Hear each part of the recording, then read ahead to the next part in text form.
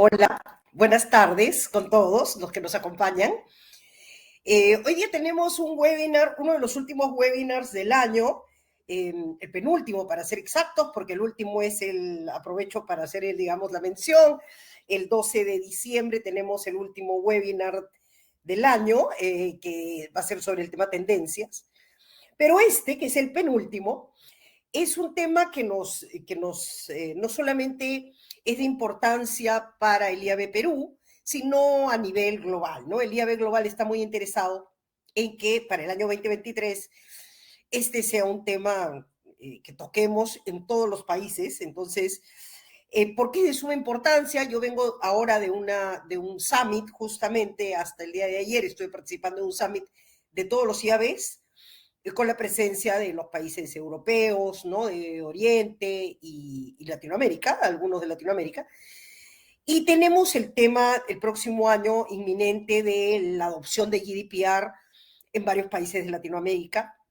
En Estados Unidos el CCPA, que ya salió solamente del tema de California, y ellos tienen una complejidad diferente porque cada estado adopta o variantes del CCPA o crea sus propias iniciativas. Y nosotros en Latinoamérica, salvo Brasil, que ya implementó una variante también del GDPR, vamos en su gran mayoría a adoptar esa como nuestra norma, ¿no? Entonces, eso va a generar seguro en el Perú algunos cambios y adaptaciones legislativas, y esto para proteger, claro está, al consumidor. Por lo tanto, es de todo el tema, va a estar recurrente el próximo año, tocado en varios de nuestros foros.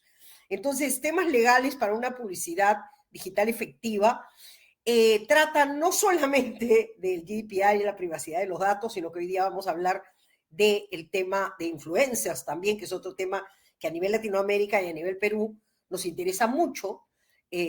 Ya hay una guía que seguro ahora, cuando pasemos al tema, eh, tocaremos con más profundidad, la guía de influencers, que además desarrolló de copy con la colaboración de varias asociaciones, dentro de ellas el IAB Perú.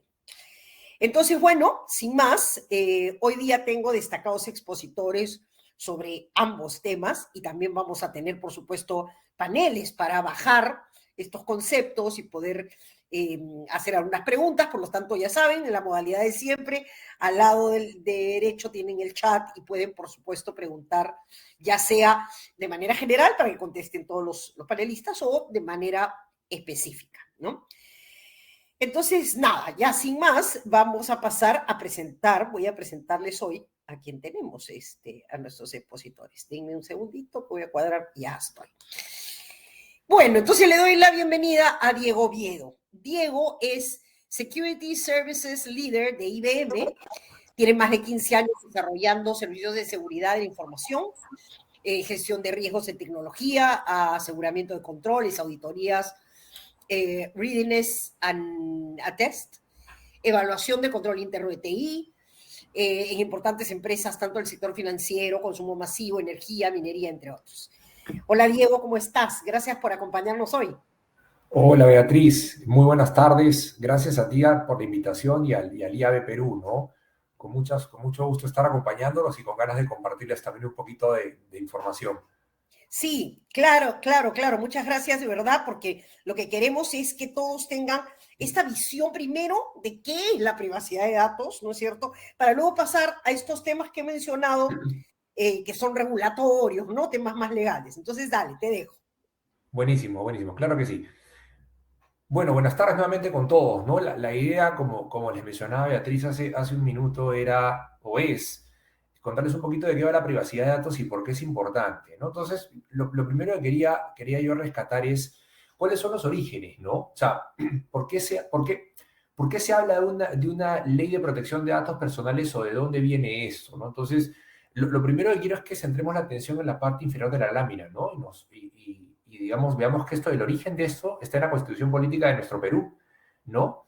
En el artículo 2 particularmente, esto probablemente un abogado lo pueda llevar a detalle mejor que yo soy de formación ingeniero, pero digamos, lo que quería rescatar acá es que digamos, dentro de este artículo 12, el numeral 6, se reconoce el derecho de toda persona, de todo ciudadano peruano, eh, a servicios informáticos, ¿no?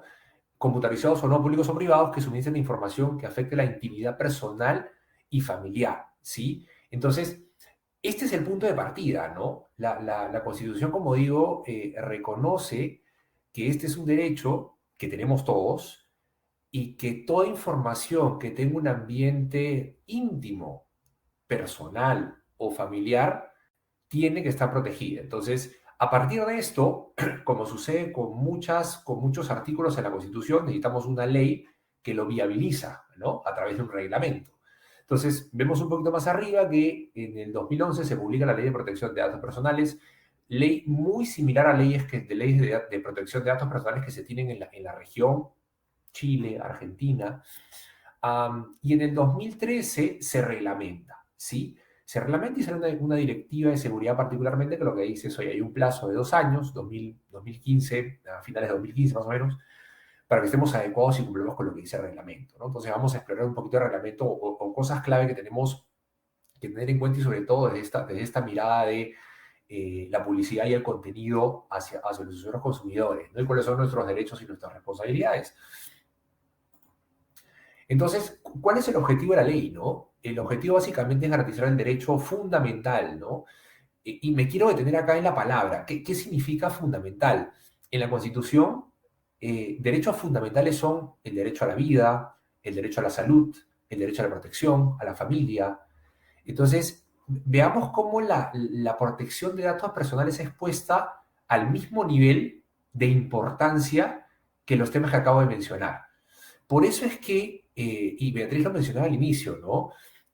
Probablemente lo que sucede es que la ley de protección de datos personales o la GDPR, que afecta a los ciudadanos europeos, termine, digamos, llegando a nuestras latitudes, ¿no? Y por eso, digamos, es que cuando uno revisa la ley encuentra muchas similitudes, pero también encuentra que las sanciones son altas, ¿no? Porque justamente el incumplir con esto vulnera nuevamente un derecho fundamental. Lo primero que tenemos que tener claro, ¿no? Eh, y digamos lo que dice es que se debe proteger a través del tratamiento, se tiene que tener un tratamiento adecuado, ¿no? En un marco de respeto a los derechos fundamentales en que ella se reconoce. Dos conceptos importantes, ¿sí? ¿Qué son datos personales? Es toda información sobre una persona natural que la identifica o la hace identificable, ¿sí? Ejemplo, vemos una base de datos y aparece una columna con edades, ¿sí? Está mi edad. De repente está mi edad y mi talla. Con esos dos valores, yo no puedo identificar a Diego Oviedo, ¿sí? El dato personal es el que me hace identificable, ¿vale? Si un registro que diga Diego Oviedo, edad, vive en tal lugar, su teléfono. Eso me hace identificable dentro de una población, ¿sí? Con mi DNI con mayor razón, ¿sí? ¿Qué es un dato sensible, no? Es un dato, como se menciona aquí, que adicionalmente al dato personal es un dato biométrico, ¿no? Que puede identificar al titular, ¿no? Y son datos de origen racial, étnico, ingresos económicos, convicciones políticas y de salud, ¿no? O de vida sexual, como dice aquí. Entonces, hay que hacer una distinción, ¿no? Porque los datos sensibles reciben esta característica porque lo que se pide es no necesariamente que haya un nivel de protección adicional, pero sí que hay un consentimiento expreso de la persona que está entregando sus datos para que esté debidamente informada de qué es lo que se va a hacer con esos datos que son sensibles, ¿no? ¿Qué es un banco de datos? ¿No? Un banco de datos básicamente es un conjunto organizado de datos personales automatizados, ¿sí? Independientemente del soporte, vale decir que esté en un medio físico, puede ser papel, o esté en un medio óptico digital, puede ser una computadora, y en cualquier forma o modalidad, ¿no? Para creación, que pueda yo acceder al mismo, consultarlo, almacenarlo, organizarlo, ¿no? Y el titular del dato personal es la persona natural a la cual pertenecen los datos, ¿no? En el ejemplo que yo daba, yo sería el titular de esos datos personales. Y el banco de datos es la información, siguiendo con el ejemplo en el cual aquella empresa la ha recopilado porque le interesa con esa información hacer algo con mi información personal, ¿sí? O con ese cúmulo de información de varias personas que somos identificables, como lo dice la normativa del reglamento dentro del tratamiento de los datos personales. Punto importante aquí, ¿no? ¿qué puedo hacer yo con los datos o cómo los trato, ¿no? Y lo que dice, la idea no es recorrer todos los artículos, pero sí he querido tomar algunos dentro de la ley que son importantes y el reglamento, ¿no? Y el artículo 13 lo que dice es cómo debo yo tratar esos datos personales, ¿no? Respecto a esos derechos fundamentales. Entonces, lo primero que dice es que tengo que hacer tratamiento de aquellos datos, ¿no? En cualquier procedimiento automatizado ¿no? que permite, ¿no? Voy a leerlos, pero es importante, ¿no? Ya sea conservarlos, bloquearlos, difundirlos, recopilarlos, transferir, suprimir, organizar, registrar, almacenar y consultar. Vale decir, cualquier acción que yo haga sobre el dato, por más que el dato esté estático en algún punto de la vida y de repente ya no lo uso, pero lo almaceno por algún requisito legal que tengo, igual estoy alcanzado por la ley y debo colocar los mismos mecanismos de protección que establece la ley, así lo haga para recopilarlo, para transferirlo o de repente para conservarlo. ¿Sí? Y sobre los datos personales, ¿qué es lo que se nos pide para el tratamiento? ¿No? Particularmente se nos pide, solamente puede ser objeto de tratamiento con consentimiento del titular, ¿vale? Es decir, si mis datos personales lo necesita alguna compañía, tiene que tener mi consentimiento, ¿no? Salvo ley autoritativa. ¿Qué significa esto? Que por algún decreto se promulgue que algunos datos son necesarios o por alguna institución del Estado los datos sean necesarios para el correcto cumplimiento de sus funciones. Llámese una institución de salud, por ejemplo. Salud necesita esa información para llevar a cabo la misión que tiene. RENIEC necesita nuestros datos personales para llevar a cabo el objetivo, la misión que tiene. ¿Sí? Dentro de los datos sensibles, lo que nos dice es que además de lo anterior, además del consentimiento, para el tratamiento de un dato sensible, tiene que ser por escrito, ¿no? Por escrito o, en todo caso, a través de una firma o de un check. ¿Sí? Y esto es bien importante cuando uno va a tratar los datos.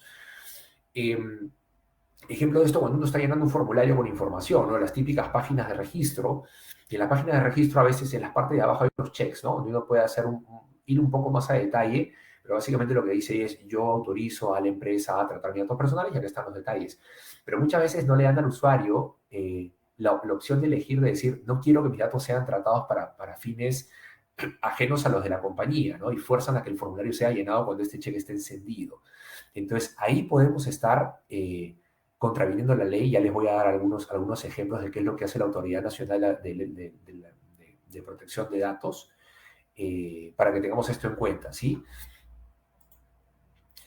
Ahora, ¿qué es lo que dice la Autoridad Nacional de Protección de Datos Personales, ¿no? Que está adscrita al Ministerio de Justicia, ¿sí? Primero, el derecho de información, ¿no? El titular de los datos personales, siguiendo el ejemplo, yo, por ejemplo, tengo derecho a ser informado, ¿no? En forma detallada y sencilla, expresa, ¿qué van a hacer con los datos? ¿Cuál es la finalidad? ¿Para qué los van a tratar?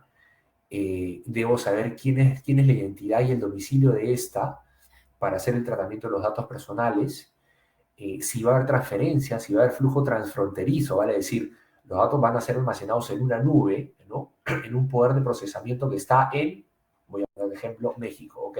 Esos datos llegan a México y probablemente le apliquen las leyes de protección de México, pero están alcanzados por ser ciudadanos peruanos por las mismas aplicaciones y protecciones que nos establece la ley, ¿sí? Y cuando estos datos son recogidos a través de redes de comunicaciones, como el ejemplo que ponía en un formulario, lo importante es poner una política de privacidad, ¿no? Que diga cuáles son las obligaciones que tenemos para satisfacer justamente lo que nos pide la ley, ¿sí? Y cómo vamos a proteger los datos personales y los datos sensibles. ¿Cuáles son las sanciones, no? Puntos importantes. Las sanciones van desde temas leves hasta temas muy graves, ¿no? Desde 0.5 UITs, la UIT está en 4.600 soles aproximadamente, hasta 100 UIT, ¿no? Siendo la pena máxima, si hacemos una matemática rápida, más o menos estamos hablando un poquito menos de $500,000 de soles, ¿no? Si uno compara esto con la GDPR, las multas en la GDPR son mucho mayores, pero mucho, mucho mayores. Estamos hablando de varios millones de euros, ¿no? Y esto, uno de los componentes cuando uno hace la pregunta de por qué es, nuevamente, no vuelvo al tema del derecho fundamental, es muy importante y le toma mucha validez y seriedad a esto. ¿Qué está haciendo la autoridad relacionada a la ley de protección de datos, no? La información es pública, uno puede entrar y revisarla dentro del Ministerio de Justicia.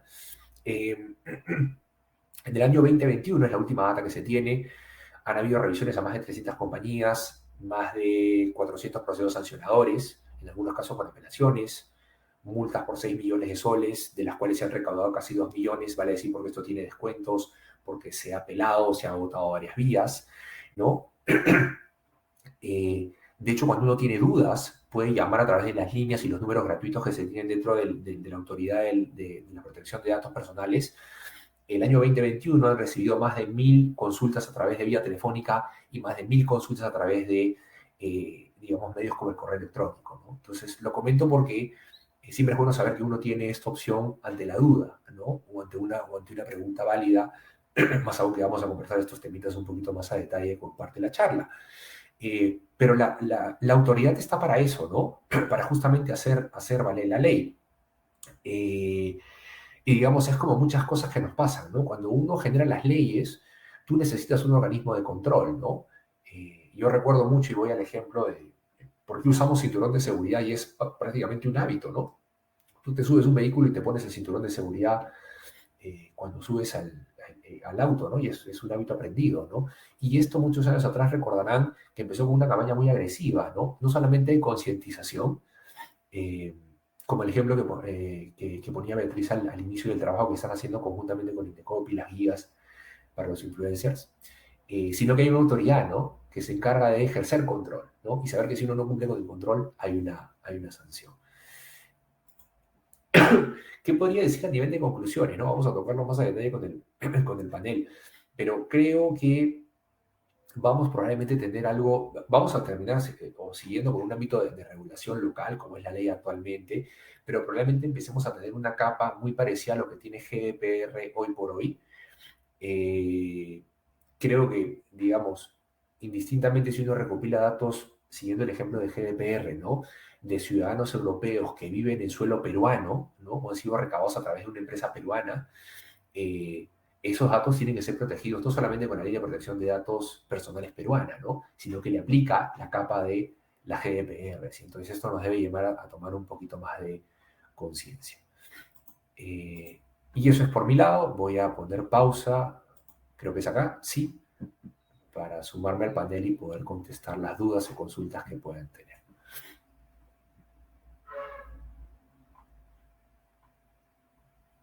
Estamos. Ya estoy acá de vuelta. Ya. Sí, oye, tú sabes que, como anécdota, te voy a contarlo, estábamos sentados viendo justo cuando llegó el tema de la privacidad, los países, todos los IABs de Europa en un lado y después teníamos a todos los IABs de Latinoamérica, ¿no? Y cuando me tocó, porque hubo una ronda en donde preguntan en qué nivel estamos todos en términos de privacidad, en términos de qué sistema íbamos a adoptar, etcétera. Oye, cuando me tocó, después me tocó casi última, ¿ya? Entonces, cuando escuché lo que tú acabas de decir de las multas y demás, cuando escuché el caso de Alemania, ¿no? Cuando escuché el caso de UK, de Países Bajos, ¿tú escuchas? Y cuando me tocó le dije, bueno, nosotros recién estamos en los inicios del tema, ¿no? En la alineación, en los inicios, pero les digo, me van a tener que o mandar buenas vibras o buenos abogados, porque la verdad que qué complicación. En algunos casos, yo les mencionaba que lo que tú dices, ¿no? No solamente es que sean unas multas tremendas, sino que además hay que adaptar varias cosas, o sea, siguiendo con tu símil del cinturón de seguridad, ¿no es cierto? Muchas veces cuando hacían esas batidas, ¿tú te acuerdas? Paraban carros y decían, no, es que mi carro no tiene, pues no tiene cinturón, entonces tienes que adaptar, poner, ¿no? Entonces, sí, el camino que nos espera es largo. Comentaba también, yo les comentaba que Brasil, por ejemplo, ha hecho una adaptación del GDPR y tiene el GDPR más una adaptación local, digamos, ¿no? Ya aterrizado sobre el tema. Entonces, bueno, vamos a pasar con el panel. A ver, los voy llamando y se van sumando. Se va a sumar Demian Faleski, él es CEO y co-founder de Kids Corp, con más de 15 años de experiencia desarrollando negocios en la industria digital. No sé si Demian está en este panel, creo que no, ¿no? Me parece que ya me confundí yo y creo que estoy hablando del panel de influencers. Creo que te estoy sumando de más o estás también en este panel, Demian. Sí, No tengo idea, Beatriz, en cuál de los dos, pero si vos querés que yo hable en los dos, estoy en los dos, no perfecto. tengo ningún problema. Gracias. Entonces, Demian, sus esfuerzos están orientados a consolidar una Internet segura para niños que garantice la protección y el anonimato de los menores cuando están conectados, buscando crear oportunidades que impulsen las mejores prácticas en la industria. Previamente lideró Twiggies, que era la primera red social de habla hispana para niños en el mundo, y colaboró con otras compañías del sector. Sí, gracias, Demian. Sí, sí, yo creo que si no estabas en mi lista, tienes que estar, porque, a ver, el tema jóvenes, niños y adolescentes es algo que en tema de datos todo el mundo quiere información, ¿no? Entonces estamos perfectos. Y se suma también, a ver, si en este estoy revisando, porque tengo toda la lista general, chicos, me van a perdonar, pero tendría que llamarlos a todos y entonces, ok. Ya. Diego Peralta, estás. Sí, Diego Peralta, bueno, Diego, antiguo conocido nuestro, Diego Peralta, a ver, voy a buscar acá para leer bien tu currículum, Diego, es gerente de productos digitales del comercio, del diario El Comercio, especializado en temas de contenido, marketing digital, compra programática, tiene vasta experiencia a nivel nacional e internacional liderando proyectos digitales, y ha sido jefe de producto digital y gerente de medios digitales en principales medios del país, como son los del Grupo El Comercio, América Televisión, Grupo RPP. Hola, Diego. ¿Qué tal? ¿Cómo va? Acá van a ser los Diegos, entonces. ¿Ah? A ver, yo le pido al público que esté en línea, que si tienen también preguntas adicionales, por favor, nos ayuden a enriquecer nuestro panel, pues, ¿no? En principio, yo, llevando este tema al tema publicitario, me preguntaba, ¿no es cierto? El tema de más niños, adolescentes, tiene también acá que ver. Nosotros, uno de los principios de la publicidad digital es la publicidad personalizada, ¿cierto? El poder llegar a audiencias específicas, ¿no es cierto? Entonces, ¿cómo esto va a afectar, cómo hacer esto, o sea, cómo vamos a seguir haciendo esto sin infringir la privacidad de las personas? O sea, eso nos lleva a un principio básico. Si nosotros tenemos que segmentar y capturar esta audiencia y la capturábamos a través de datos, ¿no? En el caso de las cookies, por ejemplo, que también están involucradas en este proceso, ¿cómo vamos a hacer ahora? O sea, que va a ser todo contextual. No sé, quiero plantearles la pregunta abiertamente a ustedes. Cada uno me cuenta. A ver. Diego, ¿tú quieres arrancar? Diego Peralta. A ver. A ver, bueno, la misión desde nosotros como publisher es que sin lugar a dudas la First Party Data va a adquirir mucho más valor, ¿no? Nosotros siempre pensamos que la cookie es un riesgo, pero también una oportunidad. Uy, creo que tuvimos un problema ahí con Diego, ¿no? Se nos colgó. Entonces, seguimos. Demian. Dale, Beatriz, continúo. Creo que ahí volvió Diego, ¿no? No, creo que tiene problema con su conexión. ¿Diego? Sí, mejor sigue y después empalmamos a Diego cuando regularice su conexión. Va, perfecto. Bueno, en realidad, la verdad que estamos en un momento único, único en el buen sentido. Creo que la privacidad es algo que se está hablando hoy en todo lado dentro de la industria, con lo cual, digamos, detrás del término privacidad estamos hablando del cuidado de las personas, ¿no? Estamos hablando del cuidado de la vida personal de cada uno de nosotros. Un principio básico, ¿no? Con el que nos hemos formado como seres humanos, no como profesionales de esta industria. Y de hecho, estas cuestiones se ponen más importantes cuando hemos desarrollado tanta vida a través de dispositivos conectados, ¿no? A mí me gusta hablar de la vida on-life, ¿no? Ya no hay vida on y off, ¿no? Entonces, ¿qué es vida on? ¿Qué es vida off? ¿Qué diferencia hay de que nosotros podamos tener esta conversación con el panel en el que estamos en este momento de esta manera y podamos tenerla presencial? Obvio que existen diferencias, pero digo, ambas cosas las estamos haciendo y son parte de la vida, ¿no? Entonces, en ese sentido, justo nosotros, digamos, yo me dedico a una industria que es lo que nosotros llamamos privacy first por default, ¿no? Uno de los principios de la industria que nosotros denominamos KidTech, una industria que creamos en Latinoamérica, es Privacy by Design, ¿no? Y esto quiere decir la privacidad a lo largo de todo el diseño de productos y servicios conectados para este segmento. Entonces, para nosotros no es nada nuevo esto, Patricia. A mí me gusta decir que la industria AdTech cada vez se parece más a la industria KidTech. Finalmente, ¿no? Gracias a Dios. Entonces, acá lo que nos encontramos es que en este parecimiento de las industrias empiezan a aparecer, como bien vos decías, el contextual como uno de los ejemplos, nuevas maneras, o en realidad viejas maneras que las venimos a retomar, vamos a decir, para poder segmentar a las audiencias, ¿no? Entonces, básicamente hay un gran principio, el cookie-less, que se habla de que el uso de la third party data no se va a poder utilizar, ¿no? Gracias a los cambios que está ejecutando Chrome, pero que ya habían ejecutado Safari, Firefox en el pasado.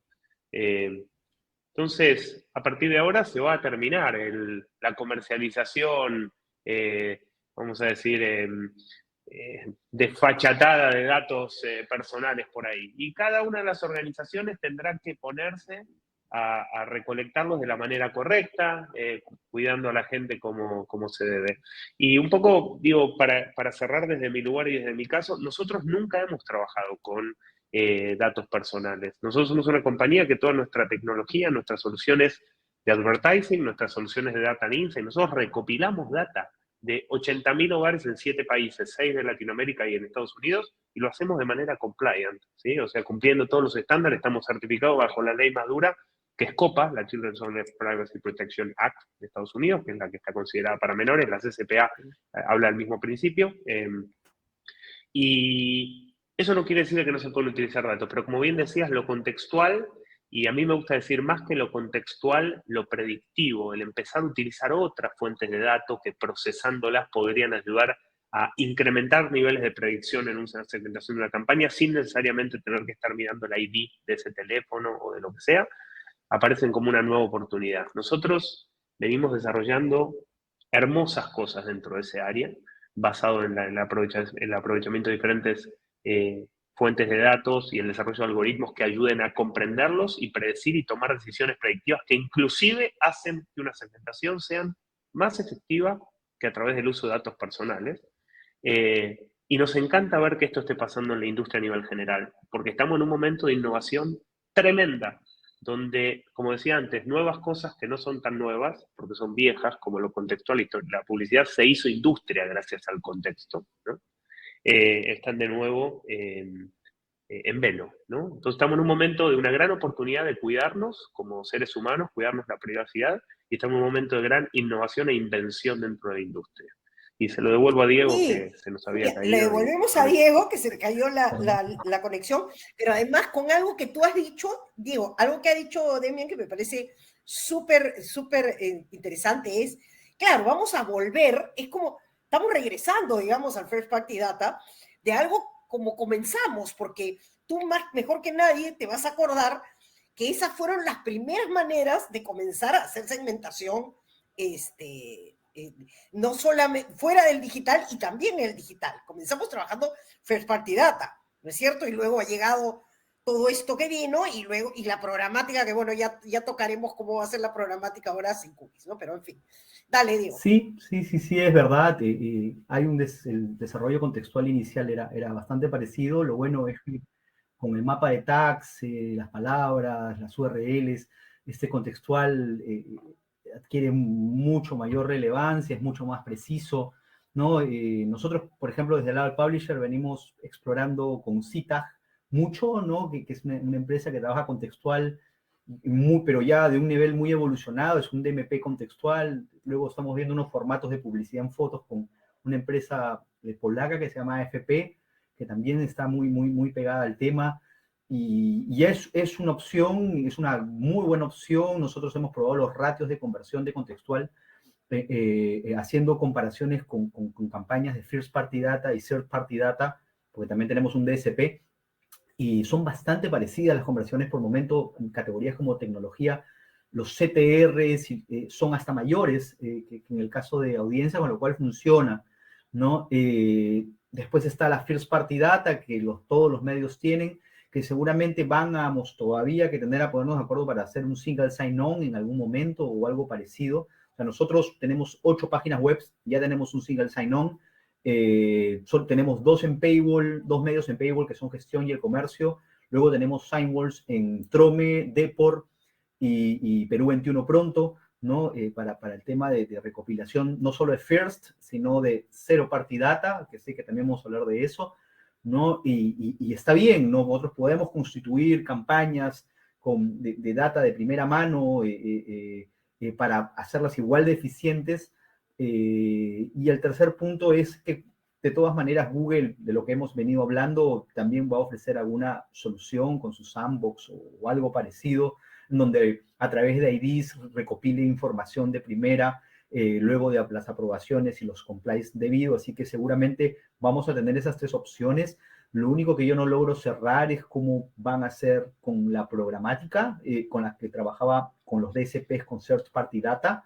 Yo sospecho que Google va a encontrar algún camino para no perder, o sea, pues siempre lo encuentra, así que seguramente todos los que va a cerrarnos algún camino para que todos estemos usando su CSP, ¿no? Su CCSP, su DV360, que debe tener algún tipo de solución de First unificada entre todos los que tengamos. El CCSP, no sé, de lo que he hablado con ellos, presiento de que por ahí va a venir el tema. No estoy 100% seguro, pero las pruebas me dicen que por ahí va a ir. Así que, pero yo creo que abre muchas oportunidades, ¿no? Lo que veo en España, por ejemplo, que están haciendo con WIMAS, me parece que es una alianza de medios, todos los grupos de medios unidos, con un solo DMP, me parece muy potente porque de alguna manera se protegen su First Party Data, su Zero Party Data, la comercializan unidos y se vuelve hasta competitivo con respecto a Google y estos precios bajos del Open Programmatic que existen versus el valor que existe en el contextual, en la Zero Party Data y en la First Party Data, ¿no? Totalmente. Escúchame, y vas bien con tus datos. Yo tengo, vas bien con tus datos. Tengo programado, no se sumó a hoy, a este webinar, pero vamos a sumar a Google para que nos hable del sandbox y que también nos hable de cuál es esa solución que nos va a dar, que está preparando, y vamos a hacer, lo voy a convocar, espero a todos ustedes de nuevo, para que tengamos esa siguiente conversación y efectivamente este tema de consolidar, porque no todo es Google, entonces sí, ya es más, como les contaba en este summit, nos han contado sobre este tipo de iniciativas, vamos a ver mucho a lo largo, por eso les decía, del 2023, de este tipo de iniciativas en donde se juntan para el tema programático y pueden generar su propio DIP. Entonces, ok, pero eso ya nos adelantamos por ahí. Entonces yo quería más bien preguntarte, al otro Diego, preguntarle, ¿tú crees que el consumidor, ya desde el punto de vista del consumidor, está dispuesto a entregar sus datos? O sea, porque claro, ahora necesitamos generar esta first party data y sabemos que, mira, hay un estudio que dice que el 85% de personas en Latinoamérica, ¿no es cierto?, están preocupados por la privacidad de los datos y por su seguridad. Entonces, ¿qué tanto crees tú que el consumidor esté educado ahora como para poder entregar sus datos? Yo creo, Beatriz, que justo es clave lo que acabas de decir, ¿no? Educación. Entonces, en la medida en que uno sea claro, transparente, revele qué es lo que va a hacer con la data, ¿no? Le des los mecanismos para que el consumidor sepa en qué se va a utilizar la data, yo creo que esa adopción va a tener menos fricción, ¿no? Sin duda siempre habrá personas que, digamos, no quieren compartir la información, ¿no? Pero creo que en la medida en que uno pueda ser transparente con ellos y explicarle, yo creo que siempre va a haber una adopción, no es como, digamos, viendo la mirada desde el lado del consumidor, ¿no? Y Demian, desde el lado del anunciante, ustedes que son, digamos que ustedes han trabajado siempre así, como dijiste tú, porque claro, el target al que ustedes se dirigían era claramente un grupo que había que proteger desde el principio. Entonces ustedes ya han vivido, digamos, siempre han vivido en este mismo modo, ¿no? En este mismo modo. Entonces, desde el lado del anunciante, ¿qué encuentras tú que valora el anunciante cuando ve este tipo de iniciativas de trabajo solo con first party? Bueno, primero creo que depende del anunciante. Estamos en una industria donde hay demasiados stakeholders, a veces demasiados más de los que debería inclusive, y lo que uno termina encontrando es que a mí me gusta pensar de que detrás de las organizaciones hay personas y que detrás de las decisiones de una organización de poder trabajar cumpliendo ciertas regulaciones o pudiendo cumplir con digamos, cumpliendo un marco regulatorio, es una decisión de una organización, pero tiene que estar obviamente ejecutada por esas personas, ¿no? Entonces, cuando uno encuentra organizaciones que realmente desde global les bajan ciertos guidelines de la importancia de poder cumplir con proteger a una audiencia, como en este caso estamos hablando de menores, cuando están conectados, cuando hay un guideline global ya hay un estándar que tienen que cumplir. Nosotros somos una compañía, estamos certificada y auditada bajo el cumplimiento de las regulaciones. Hablas de la ley brasilera, Beatriz. Brasil es el primer país de América Latina que tiene una regulación para proteger a crianzas y adolescentes, así dice, no estipula edad, ahí uno debería ir, obviamente, a la Convención del Niño de Brasil, ¿no? Debería ir a la Constitución para poder entender a qué determina. Uno encuentra que hay una gran falta de estas leyes, por eso hago esta cuestión de global. Si viene de global, que de Estados Unidos te bajan, entonces ya tenés este awareness, tenés que cumplir, tenés que trabajar con tecnologías, soluciones que estén basadas en el cumplimiento de las regulaciones. Y luego hay un universo que quizás no es tan consciente, más local, que está a la espera. Sabemos que en Chile está ahí nomás, que en Argentina hay un proyecto de ley también para sancionar leyes de protección de datos de menores, que, perdón que hago este mini paréntesis, el gran principio cuando hablamos de menores cuando están conectados es que no se puede recopilar ningún dato personal sin el consentimiento de padre, madre o tutor. Esto quiere decir de que básicamente no se puede recopilar ningún dato, porque le vamos a ir a preguntar al padre si le podemos meter una cookie en un browser, ¿no? Por decir, es inviable, imposible, ¿no? Así que, digamos, hay todavía una gran falta, Beatriz. Nosotros ayer hicimos nuestro summit anual, donde se conectan alrededor de 1000 personas, principalmente de Latinoamérica, España, Estados Unidos, donde hablamos de temas de privacidad, hablamos de creatividad, de innovación, hablamos de metaverso, un montón de cosas, pero hay mucho hambre de educación, hay todavía mucho camino para transitar en términos educativos dentro de nuestra industria, porque a veces uno encuentra que hay ciertas organizaciones que no empujan este tipo de prácticas, y si uno le preguntaría a cualquiera que es padre si le interesa proteger que nadie espía a su niño, la respuesta va a ser sí. Entonces, ¿no? Uno ve a veces ciertas disconcordancias, creo que lo dije bien, en ese sentido. Y una cosita que te quiero agregar cuando preguntaba si la gente estará dispuesta o no, yo siempre me pregunto a cambio de qué, ¿no? O sea, ¿a cambio de qué? ¿A cambio de qué te puedo espiar un poquito, no? Esa es la pregunta. Entonces yo creo que si existirá algo interesante detrás de ello, seguramente estaremos más o menos dispuestos. Internet no es gratis, lo sabemos. Nosotros que trabajamos en esta industria, mi mamá todavía cree que es gratis, ¿no? Pero no es así. O sea, los que estamos en esta industria sabemos que no es gratis. Internet se paga o accediendo al contenido, o pagando para acceder a un contenido, como puede ser una suscripción, o haciendo que otro pague. ¿Quién es el otro? Las marcas. Si queremos acceder a contenido gratuito, tenemos que entender de que en muchos casos hay algo que tendremos que ceder, ¿no? Inevitablemente. Y a mí me gusta hablar de menores en este sentido, niños, adolescentes.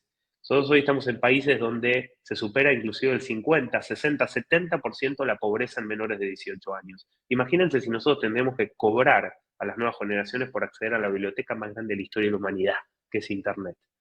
Dejaríamos al 50, 60, 70% sin capacidad de poder desarrollar gustos, intereses, educarse, entretenerse y eso. Entonces digo, hay que empezar a entender de que alguien paga la publicidad y tenemos que promover un muy buen ecosistema para que esos que se animan a pagar por lo que otros no pagamos, que son principalmente las marcas, se animen a seguir haciéndolo más y mejor para garantizar acceso universal al contenido, ¿no? Entonces, ahí me parece que hay un tema. Conciencia por un lado y por otro lado entender de que vamos a poder lograr eso, pero a medida de que entendamos de que nos tenemos que hacer cargo de algo ceder y que el contexto nos ayuda a cederlo, ¿no?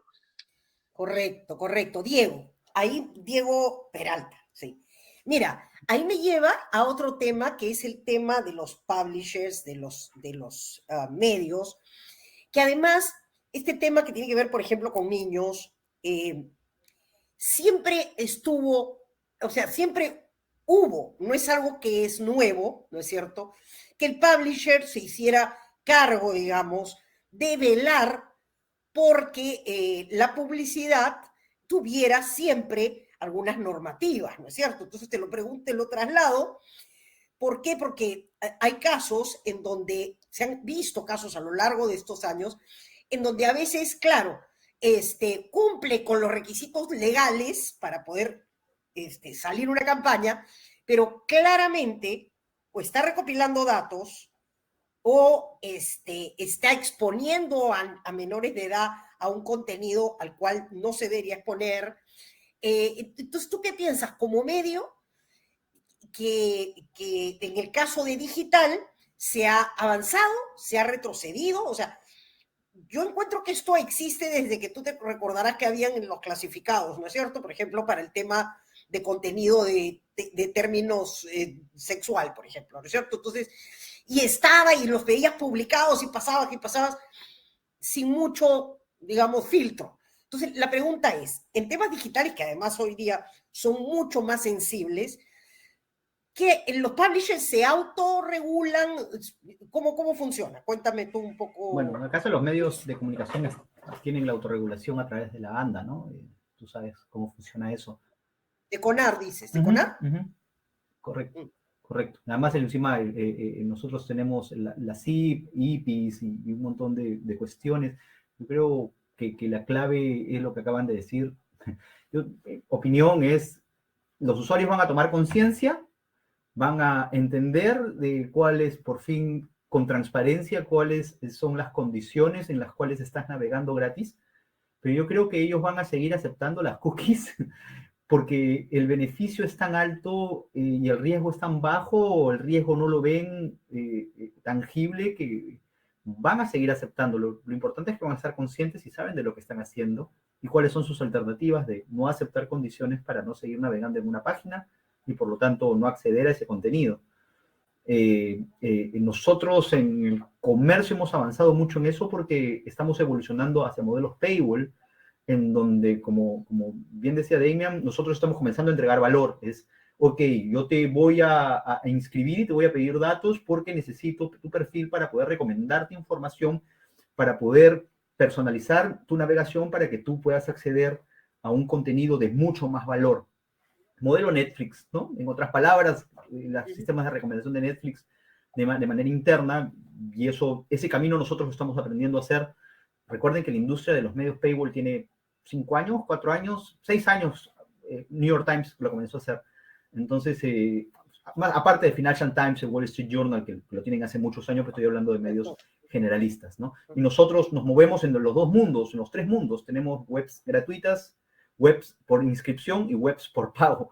Y estamos probando en los tres niveles, los niveles de rentabilidad y los niveles en los cuales nosotros comenzamos a construir un ecosistema saludable para los usuarios, para que, como digo, sobre todas las cosas tengan conciencia de lo que está sucediendo, ¿no? Yo creo que en este punto que los usuarios no sepan de que Netflix lee toda su navegación para darles recomendaciones, o que Facebook sigue toda su navegación en Facebook para darle recomendaciones de publicidad, sería bastante inocente, pero es muy importante dejarlo muy claro, ¿no? A través de condiciones y leyes para saber cuáles son los límites, porque también es verdad de que no puede haber un mundo sin límites, ¿no? La Internet 2.0 de hace 10 años, con Google entregándote todo gratuito a cambio de tu información, sin que tú supieras, ya no existe y no va a existir, ¿no?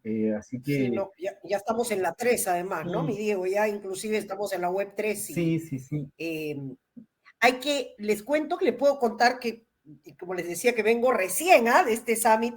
Parte de lo que les puedo dar como primicia es que estamos detrás de una campaña justamente de educación, porque normalmente una asociación como el IAB, ¿no es cierto?, trabaja a nivel de sus socios, trabaja a nivel de los anunciantes, trabaja a través del ecosistema, pero nunca ha ido directo, digamos, al consumidor, a la persona de a pie, que como dice Diego, muchas veces no sabe que sus datos están aquí, acá y más allá, y que con sus datos es que se arma todo lo que es la personalización de la experiencia en las plataformas digitales. Entonces, estamos retrocediendo un poco nosotros en términos de llevar esto a generar una campaña, además, que explique el por qué es que se hace esto, para ayudar a esto que Susana Berríos nos pregunta acá, ¿qué recomiendan hacer a los anunciantes para que las personas confíen y permitan dar sus datos personales? Entonces,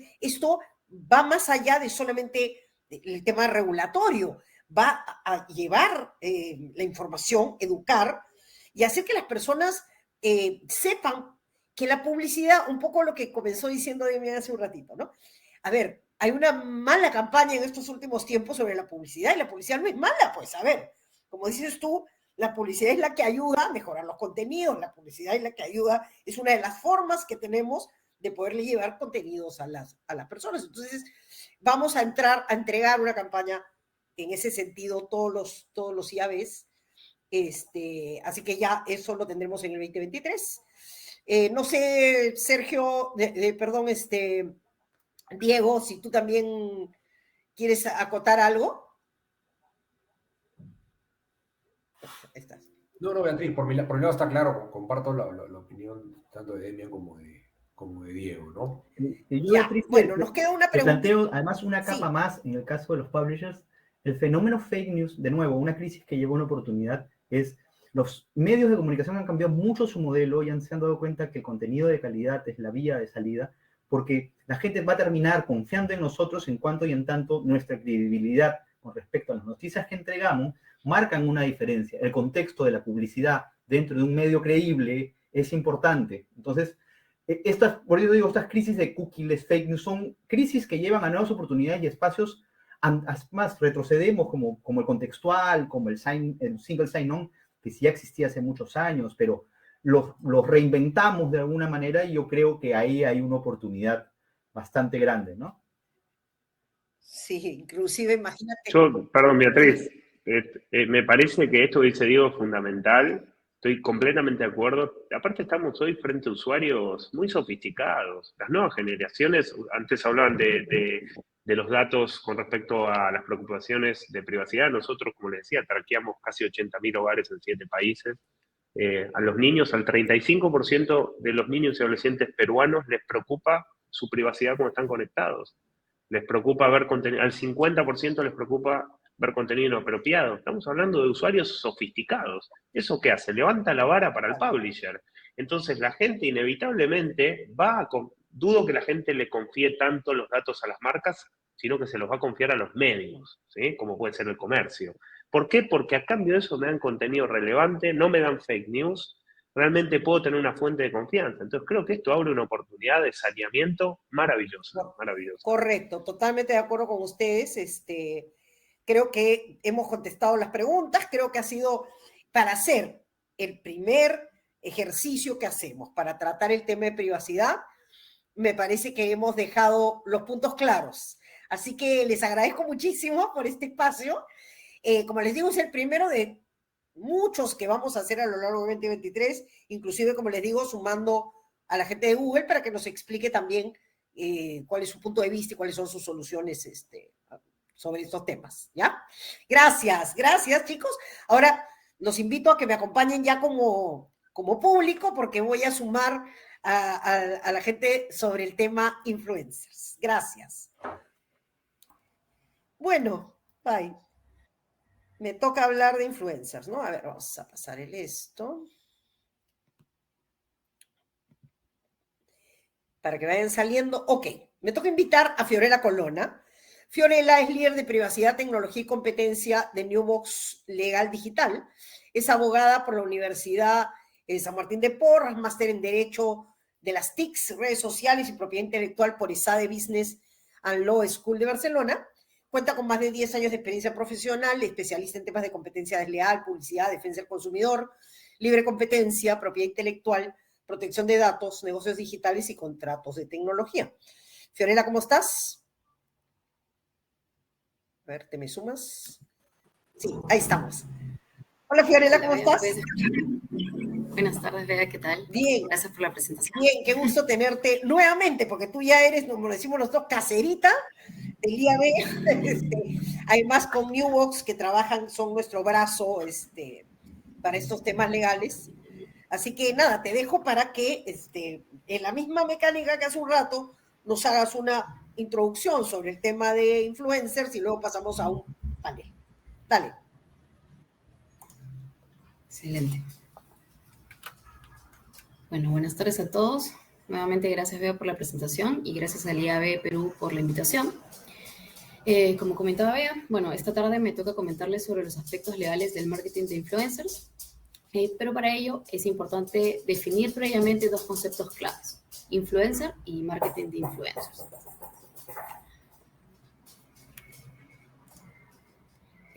Sin temor a equivocarme, podría afirmar que todos los asistentes a este evento tienen una idea de a quiénes nos referimos cuando hablamos de influencers. Sin embargo, en línea con mi exposición, vamos a repasar una definición más legal o de lo que entienden nuestras autoridades por influencer.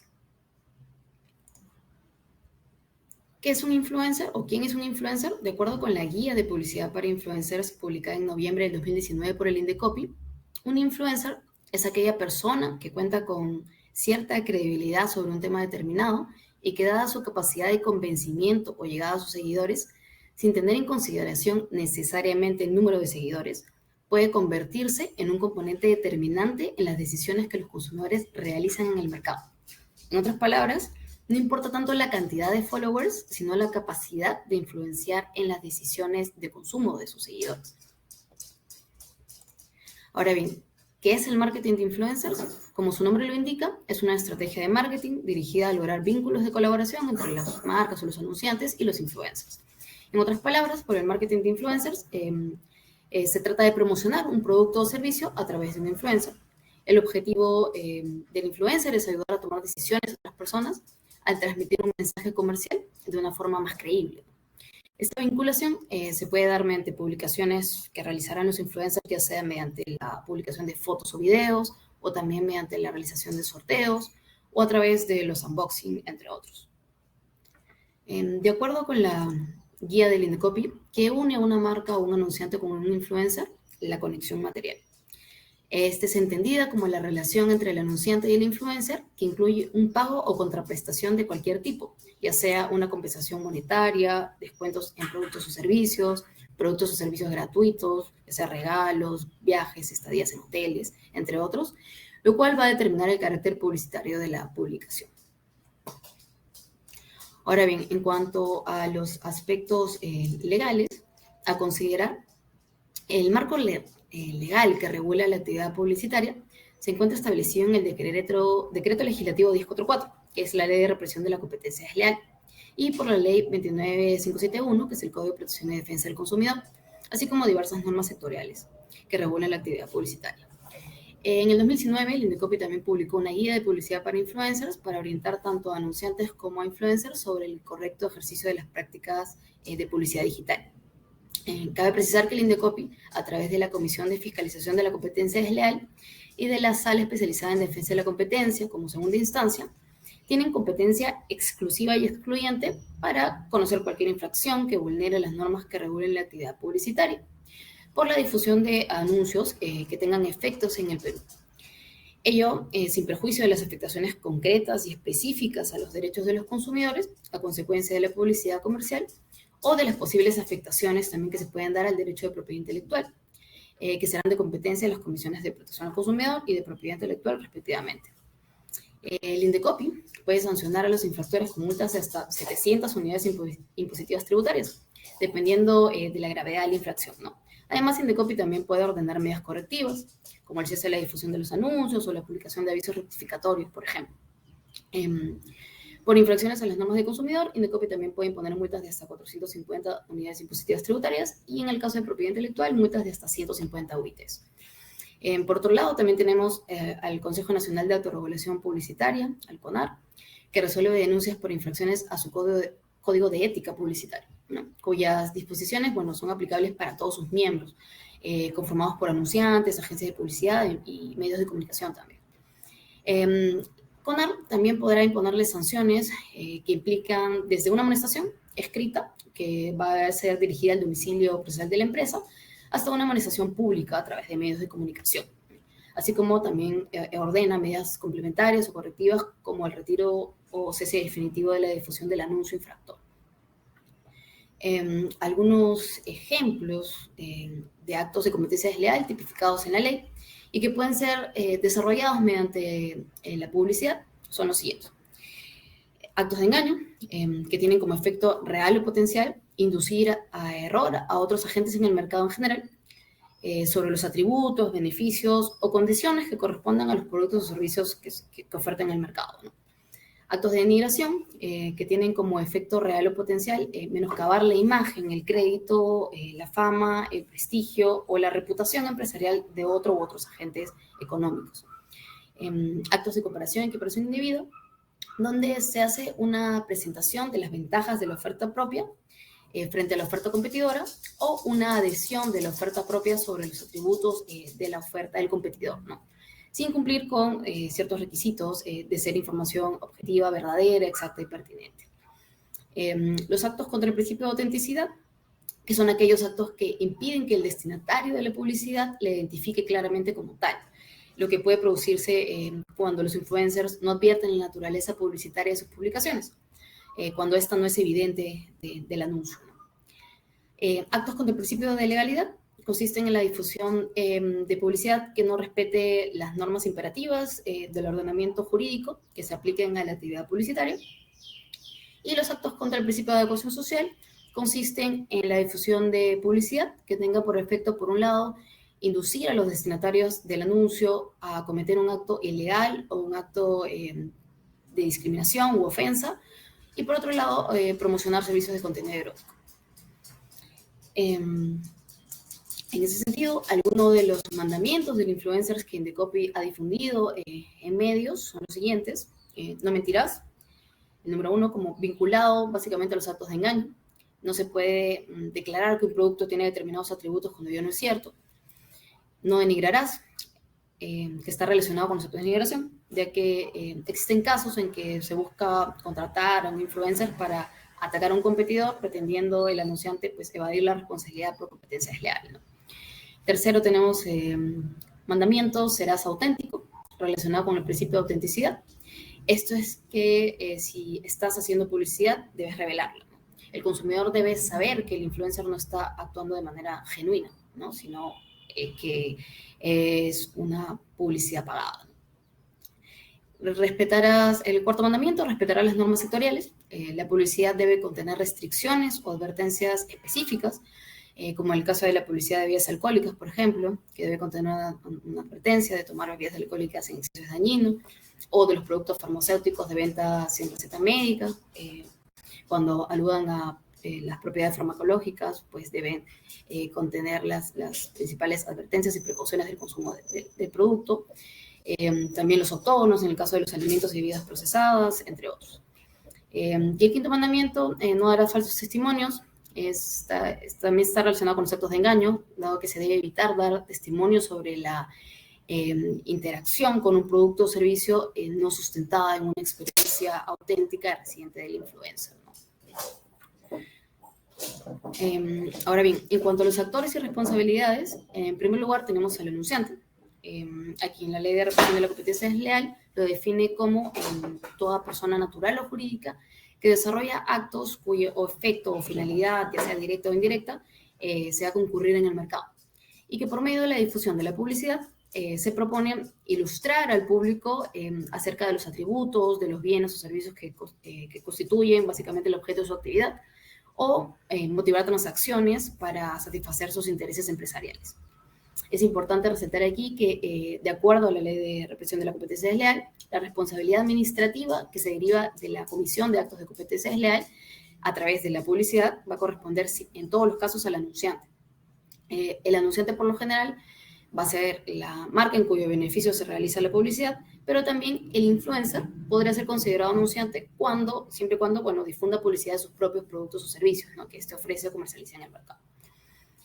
En cuanto al medio de comunicación social, la ley entiende que es toda persona natural o jurídica que brinda servicios en cualquiera de las formas a través de las cuales es posible difundir la publicidad en territorio nacional, por medios tales como la televisión, la radio, teléfono, internet, diarios, afiches y en general cualquier otro medio que produzca un efecto de comunicación similar, ¿no? Bajo esta definición, el INDECOPI ya ha señalado en sus resoluciones que el influencer puede ser calificado como medio de comunicación social cuando realiza la publicidad a través de sus redes sociales, por ejemplo, ¿no? En cuanto a su responsabilidad, el medio de comunicación social es responsable cuando infringe normas de difusión que regulan, condicionan o prohíben la comunicación de determinados contenidos o la publicidad de determinados tipos de productos. Y finalmente, se entiende como agencia de publicidad a toda persona natural o jurídica que brinde servicios de diseño, confección, organización o ejecución de anuncios y otras prestaciones publicitarias, ¿no? En ese sentido, un influencer puede ostentar también la calidad de agencia de publicidad en la medida que se encargue de realizar la publicidad por cuenta propia, ¿no? Creando su propio contenido sin contar con una pauta preestablecida. Y va a ser legalmente responsable cuando la comisión de estos actos de competencia desleal se generen por un contenido publicitario distinto a las características propias del bien o servicio anunciado. Ahora bien, un aspecto clave a considerar en el marketing de influencers es la redacción de un buen contrato o un acuerdo con el influencer, donde quedan establecidas claramente las obligaciones y responsabilidades de las partes. ¿Qué aspectos debe considerar este contrato? De preferencia, se debe establecer un guión para el influencer o si se busca un contenido más orgánico, al menos establecer en el contrato pues, pautas o restricciones de contenido para el influencer. Por ejemplo, que este tendrá la obligación de colocar en su contenido que sus publicaciones son publicidad, un hashtag publicidad o utilizar las herramientas que ofrecen las propias redes sociales para indicar que es una colaboración pagada. Si es que del contenido del anuncio no se advierte claramente esa naturaleza publicitaria, ¿no? Asimismo, es recomendable que se establezca que la marca puede aprobar o solicitar cambios en el contenido de la publicidad antes de su difusión. Otro aspecto a tener en cuenta es la duración de las publicaciones, es decir, por cuánto tiempo el influencer deberá mantener activa la publicación realizada, además de establecer la periodicidad del contenido, ¿no? Lo cual implica establecer un calendario de publicaciones que le permita al anunciante o a la marca, por un lado, llevar un control de las mismas y por otro, pues ajustar el resto de su estrategia de marketing para hacerla coincidir o no con estas publicaciones, ¿no? Es importante también contemplar una cláusula de exclusividad para dejar claro que el influencer no puede trabajar para la competencia durante un tiempo determinado y especificar este periodo de tiempo en la cláusula, ¿no? Otro aspecto a incluir en el contrato también es la contraprestación o la remuneración. Establecer la forma y los términos en los que se pagará la colaboración, es decir, si se pagará de forma dineraria o en especie, por ejemplo, si el pago va a ser un viaje o la estadía en un hotel o el envío de productos de la marca. Asimismo, va a ser importante tener en cuenta que todo aquello que cree el influencer para la campaña o la colaboración, si es un contenido original, pues estará sujeto a derechos de autor y será de propiedad del influencer. En esos casos, se puede incluir una cláusula mediante la que se autoriza al anunciante a volver a utilizar este contenido, precisándose los soportes e incluir el plazo determinado para el cual se va a utilizar, ¿no? Además, en estos casos, debe quedar establecido que los contenidos del influencer deben ser originales sin que supongan una copia de contenidos de terceros o que puedan vulnerar otros derechos de propiedad intelectual para limitar la responsabilidad frente a una posible vulneración de estos derechos, ¿no? Y bueno, finalmente vamos a comentar algunos casos que se han dado en Perú, España, Colombia y Estados Unidos.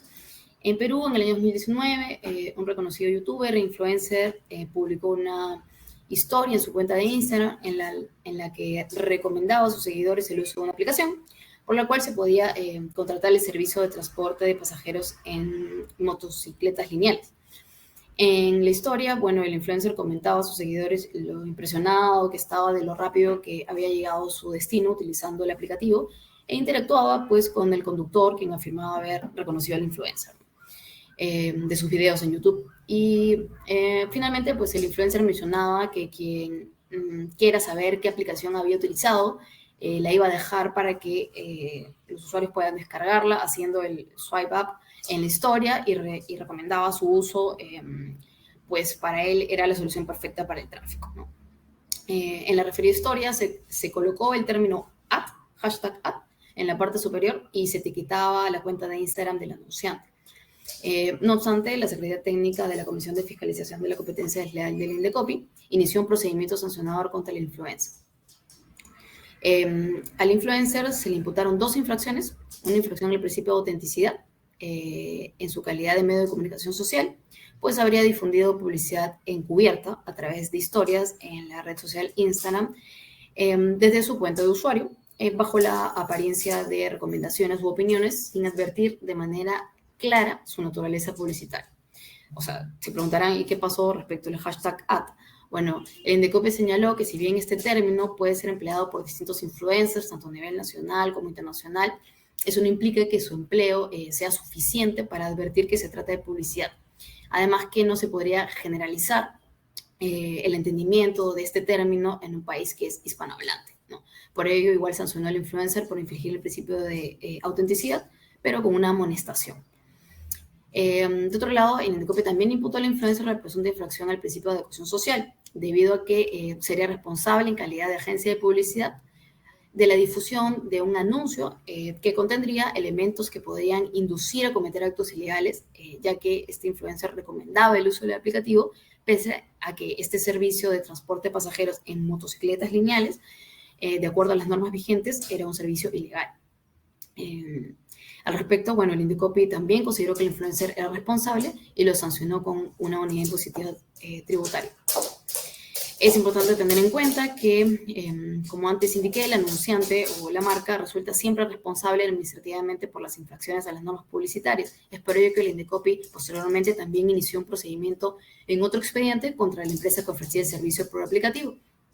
En este caso, el Indecopi imputó las mismas infracciones que el influencer, es decir, las infracciones al principio de autenticidad y al principio de adecuación social, pero esta vez en contra de la empresa en su calidad de anunciante. Cabe apreciar que se realizaron dichas imputaciones respecto de 2 anuncios distintos, uno que se difundió en las redes sociales por el influencer y otro en vallas o paneles publicitarios, ¿no? Y la comisión sancionó a esta empresa con 10 unidades impositivas tributarias por cada anuncio, es decir, que en total lo sancionó con una multa de 20 unidades impositivas tributarias. En España, Autocontrol, que es el organismo independiente encargado de autorregulación de la industria publicitaria en dicho país, que es similar al CONAR aquí, emitió un dictamen, el primero en España, advirtiendo a la influencer Paulina Erickson, que vulneró la normativa, ya que no dio aviso a sus seguidores de que parte de su contenido era promocional. En esta publicación que pueden ver, la influencer posaba con unos auriculares inalámbricos y en el texto en inglés se podía leer "no me molesten cuando estoy escuchando música", y etiquetaba a la empresa, ¿no? La marca creadora de los auriculares. En la publicación no había una mención clara que se trataba de publicidad, sin embargo, la influencer añadió el hashtag también a su contenido, algo que Autocontrol tampoco consideró suficiente, ya que esa advertencia se insertó al final del mensaje de manera diluida, pasando totalmente desapercibida para el público destinatario. La sentencia en realidad no impuso ninguna sanción al Instagramer, ya que Autocontrol solo puede realizar esas acciones sobre organizaciones o sujetos sometidos voluntariamente a sus decisiones, lo que no era el caso del influencer, ¿no? Pero sentó un precedente en cuanto a la publicidad de influencers. En este caso, la modelo y DJ colombiana Natalia París colgó un video en su cuenta de Instagram en la que aparecía en una embarcación en el mar celebrando con amigos, y al ser cuestionada por sus seguidores porque ninguno estaba usando mascarillas o tapabocas, fue en plena pandemia, ella respondió en los comentarios frases como "todos tomamos dióxido de cloro, nadie se enferma, es el remedio que te salva de vacunarte, investíguenlo, cómprenlo aquí", y etiquetaba a una cuenta de Instagram, ¿no?, que vendía el producto. A raíz de esta publicación, la SIC, que es la Superintendencia de Industria y Comercio de Colombia, en su rol de autoridad de protección al consumidor, ordenó al influencer que cese de manera inmediata con la promoción del producto dióxido de cloro y que retire los comentarios en los que invitaba a las personas a consumir este producto, ¿no?, para prevenir el contagio del COVID. Además, la SIC, le requirió distinta información sobre el laboratorio que elaborara el producto, si el producto contaba con registro sanitario y la documentación técnica que acreditara los beneficios atribuidos al producto. Y en este otro caso, la Comisión de Bolsa y Valores de Estados Unidos, la SEC por sus siglas en inglés, multó con 1.2 millones de dólares a la influencer y empresaria Kim Kardashian por haber promocionado un criptoactivo en su cuenta de Instagram sin haber revelado que era publicidad pagada, ¿no? Lo que en el caso de Perú, bueno, podría constituir una infracción al principio de autenticidad, ¿no? Por ello, bueno, a nivel local, cuando las empresas trabajen con influencers, pues es recomendable revisar la guía del Indecopy, que su parte final contiene un checklist de recomendaciones a tomar en cuenta, tanto para los anunciantes como para los influencers, ¿no? Para evitar infringir las normas publicitarias. Y eso sería todo por mi parte. Muchas gracias y quedamos a la espera del panel. Gracias, Fiorella, por este recordatorio, porque yo recuerdo que este sí, así como ha sido uno de los primeros que hemos hecho de privacidad, este no es uno de los primeros que hemos hecho sobre influencers. Llevamos bastante tiempo tocando estos temas legales de influencers. Y tengo varias preguntas, pero mejor vamos a hacer pasar al panel. Hoy día tenemos a ver, cuadrar irlos llamando de uno en uno. Primero quiero llamar a Andrea Vega. Andrea es especialista de la Comisión de Fiscalización de la Competencia Desleal de Indecopy. Ella es abogada por la Pontificia Universidad Católica del Perú, con una segunda especialidad en Derecho Público y Buen Gobierno. Es especialista además en publicidad comercial, protección al consumidor y políticas públicas. Y ha dictado conferencias sobre estas materias y se desempeña como especialista legal 1 en la Secretaría Técnica de la Comisión de Fiscalización de Competencia Desleal en Indecopy y representa en foros nacionales e internacionales. Así que gracias, Andrea, por acompañarnos hoy. Gracias, Beatriz, por la invitación. Está también Omar Cárdenas, que él es el representante legal de Fluvip, The Influence Marketing Company, es abogado de Derecho Mercantil y Negocios Internacionales, vicepresidente del Gremio de Servicios, presidente del sector de consultoría, comisionado en comités de sostenibilidad, de integridad y lucha contra la corrupción en la Cámara de Comercio de Lima, entre otros, y es director representante del Consejo Corporativo y abogado de litigios comerciales y de arbitraje, ¿no? Por Fluvip, que además es una de las agencias de influencers más importantes de la región. También está Sean Rico, gerente digital y business de ha sido socio fundador, de Sparkle Agency y Healthy Media. Es director de Sparkle, que es la agencia de marketing digital, y fundador de Healthy Media, que es una agencia de influencers en marketing, de marketing influencers, especializada en el sector salud, ¿no es cierto?, con la misión de promover la comunicación responsable con profesionales médicos, nutricionistas, psicólogas, idóneos para comunicar publicidad, ¿no? Entonces, gracias por acompañarnos hoy, por sumarse al panel. Y yo quería un poco, antes de que comiencen a llegar también las preguntas, a ver, hace buen tiempo que ya tenemos la guía, Andrea, en la cual el IAB tuvo el gusto de participar también, ¿no es cierto? Y yo quería saber si, pasado este tiempo, ¿cuál ha sido, digamos, el resultado de la guía? Porque Fiorella nos mencionó ahí un caso, por ejemplo, y seguro deben de haber habido muchísimos otros más, pero el resultado, ¿qué tal llegada hemos tenido realmente a los influencers? ¿Son ellos conscientes de que sus publicaciones tienen estas implicancias jurídicas? Sí, en primer lugar, Beatriz, muchas gracias por la invitación a ti y al IAB, y un saludo a todos los expertos que nos acompañan en este panel y a todos los que nos están viendo. Como bien mencionas, la guía ya tiene un tiempo, ¿no? El 2019 fue lanzada esta guía con los valiosos comentarios de distintas asociaciones como el IAB, ANDA, entre otros. Y no solo publicamos la guía, sino que también hemos venido brindando información a través de distintos medios, a través de webinars, a través de notas de prensa, a través de capacitaciones a los mismos influencers. Incluso nos hemos reunido, bueno, antes de la pandemia, nos reunimos presencialmente con ellos para escucharlos, saber de su actividad, cuáles eran sus preocupaciones, y hemos tenido un acercamiento bastante estrecho con ellos, ¿no? Y en realidad yo diría que el balance ha sido positivo. Definitivamente depende de cada influencer, pero si pudiéramos hacer un balance, este ha sido positivo.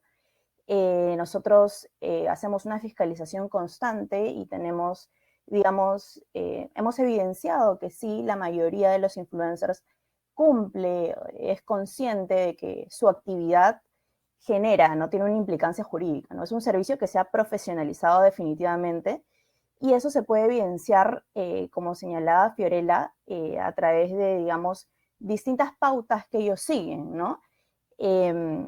Están interesados en que su trabajo sea bien visto, sea reconocido, y principalmente es porque tienen un equipo detrás, ¿no? Tienen un equipo legal, eso es lo que hemos observado, digamos, de la fiscalización que realizamos cuando contestan los requerimientos.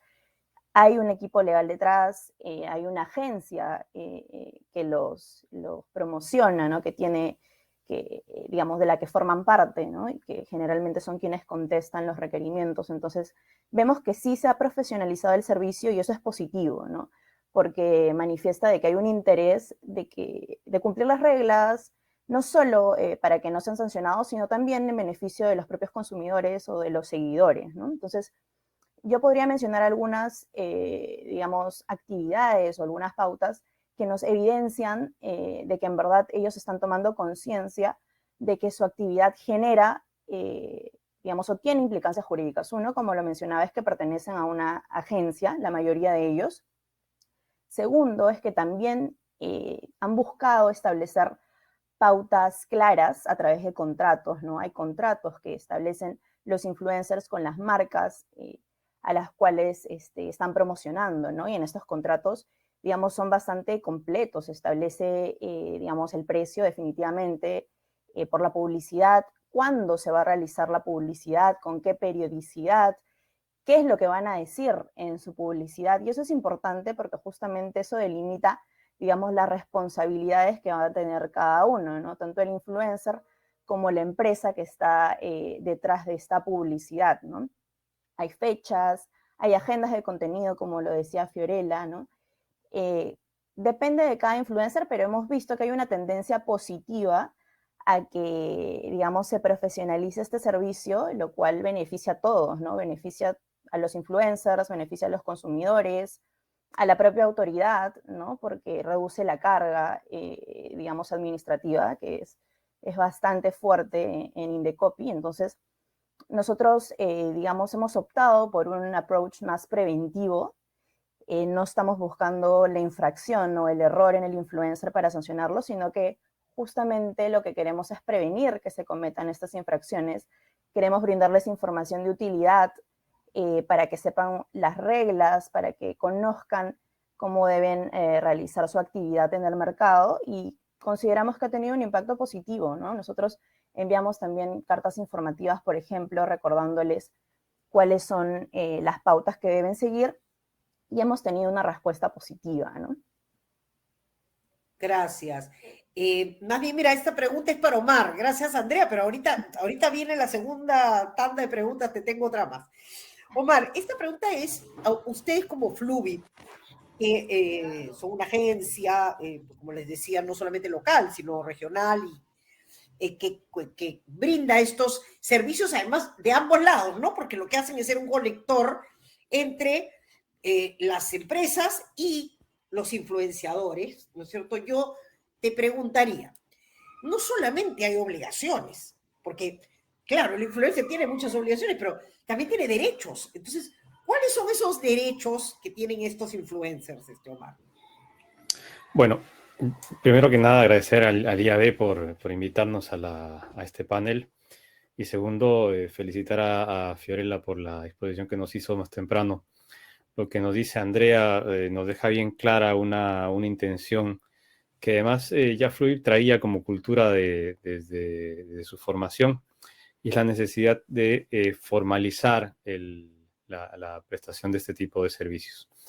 Creo que es esencial para darle confianza no solamente al anunciante, al influenciador, sino también al receptor de la publicidad. Y en esa línea yo quería responder lo que me estabas preguntando. Es que el influenciador es un agente más del proceso de publicidad. Y en ese sentido necesita tener garantías, por un lado, de que la agencia que le está contratando va a cumplir con las obligaciones que tiene y va a encadenar también la naturaleza del mensaje que quiere que se propale. Y por otro lado también es un agente con un conjunto de obligaciones respecto a ese grupo humano, a ese grupo social al que tiene que llegar. Si nosotros le damos garantías a través de estas reglas esenciales que además ya acaba de identificar Andrea hace un momento, contratos, por ejemplo, reglas, prestaciones claras, inclusive a través de esas reglas le estamos poniendo los lineamientos de la forma, del contenido, los plazos de lo que debe publicar, lo que estamos dando es precisamente esa garantía de que no va a cometer un error en el momento en el que haga un acto publicitario. Y ese es un derecho esencial para alguien que además es joven, probablemente está enfocado en una vida profesional basada en la imagen, en sacar adelante pues esta actividad que no es sencilla además, ¿no? Porque hacerse una audiencia cuesta trabajo, cuesta tiempo, cuesta dedicación. Y en esa línea lo que venimos haciendo también es apoyar por ese lado ese nivel de profesionalización. Más temprano nos hablaba Damia Faleski sobre esa naturaleza que tienen ahora los que están en el mercado de este tipo de publicidad, ¿no? Y nos hablaba de los sofisticados que están resultando ser, no solamente los consumidores, sino los proveedores de la información. Y ahí nos ha tocado a nosotros también sofisticar la forma como empatamos esa relación contractual de los influenciadores con los anunciantes, de forma que también lo que se llega o lo que se traslada a los receptores de la información sea claro, sea, digamos, producto de una evaluación sustancial. Y eso va en la línea de garantizarles a todos los actores una idoneidad en cuanto a sus prestaciones y a los beneficios que esperan recibir de la publicidad, ¿no?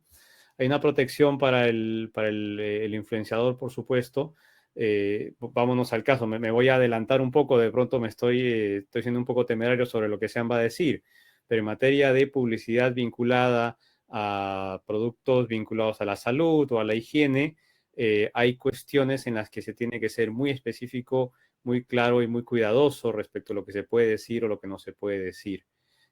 Así ese lado también tenemos que ir en el sentido de proteger al influenciador cuando éste va a lanzar pues anuncios o va a salir en los medios, ¿no? De acuerdo. Antes de pasar con Sean, que efectivamente el tema que viene es tal vez el más, nos va a llevar a más preguntas y más preguntas de aquí de nuestro público y a más información. Yo no quería dejar a Fiorella fuera del tema y le quería preguntar algo que tiene que ver con algo que dijo, estoy tomando, Omar, yo también lo que dijo Demian, ¿no? Demian que ve niños y adolescentes, Fiorella. Yo me ponía a pensar, ¿no? ¿Cuántos de nuestros hijos, no, los que tenemos hijos, sobre todo niños, adolescentes, no nos dicen que quieren ser youtuber, por ejemplo, ¿cierto? Que te dicen, yo que quiero ser de grande, quiero ser youtuber, todos quieren ser youtubers. Entonces, ¿qué tanto hemos hecho para que estos niños, para cuidar, digamos, y proteger a estos niños en términos de que si son conscientes, por ejemplo, de que ciertos contenidos tienen una carga comercial? ¿Has visto casos así, Fiorella, ya sea aquí o fuera del Perú, en donde haya habido una discusión en torno a los niños básicamente expuestos, digamos, a la publicidad a través de los influencers? Ahí está. Sí, a nivel local no he visto casos. Obviamente que parte mucho de la educación que les puedan dar sus padres, porque finalmente son los responsables de los niños y de velar por que tengan un adecuado contrato con la empresa que los vaya a contratar. Pero sí sé que a nivel internacional, hace poco ha salido una ley en España que regula esos temas, específicamente el tema de publicidad de los niños. Bueno, y aquí también hay publicidad dirigida a menores, pero no tanto hecha por menores, ¿no? O sea, como lo comentas, que son los influencers.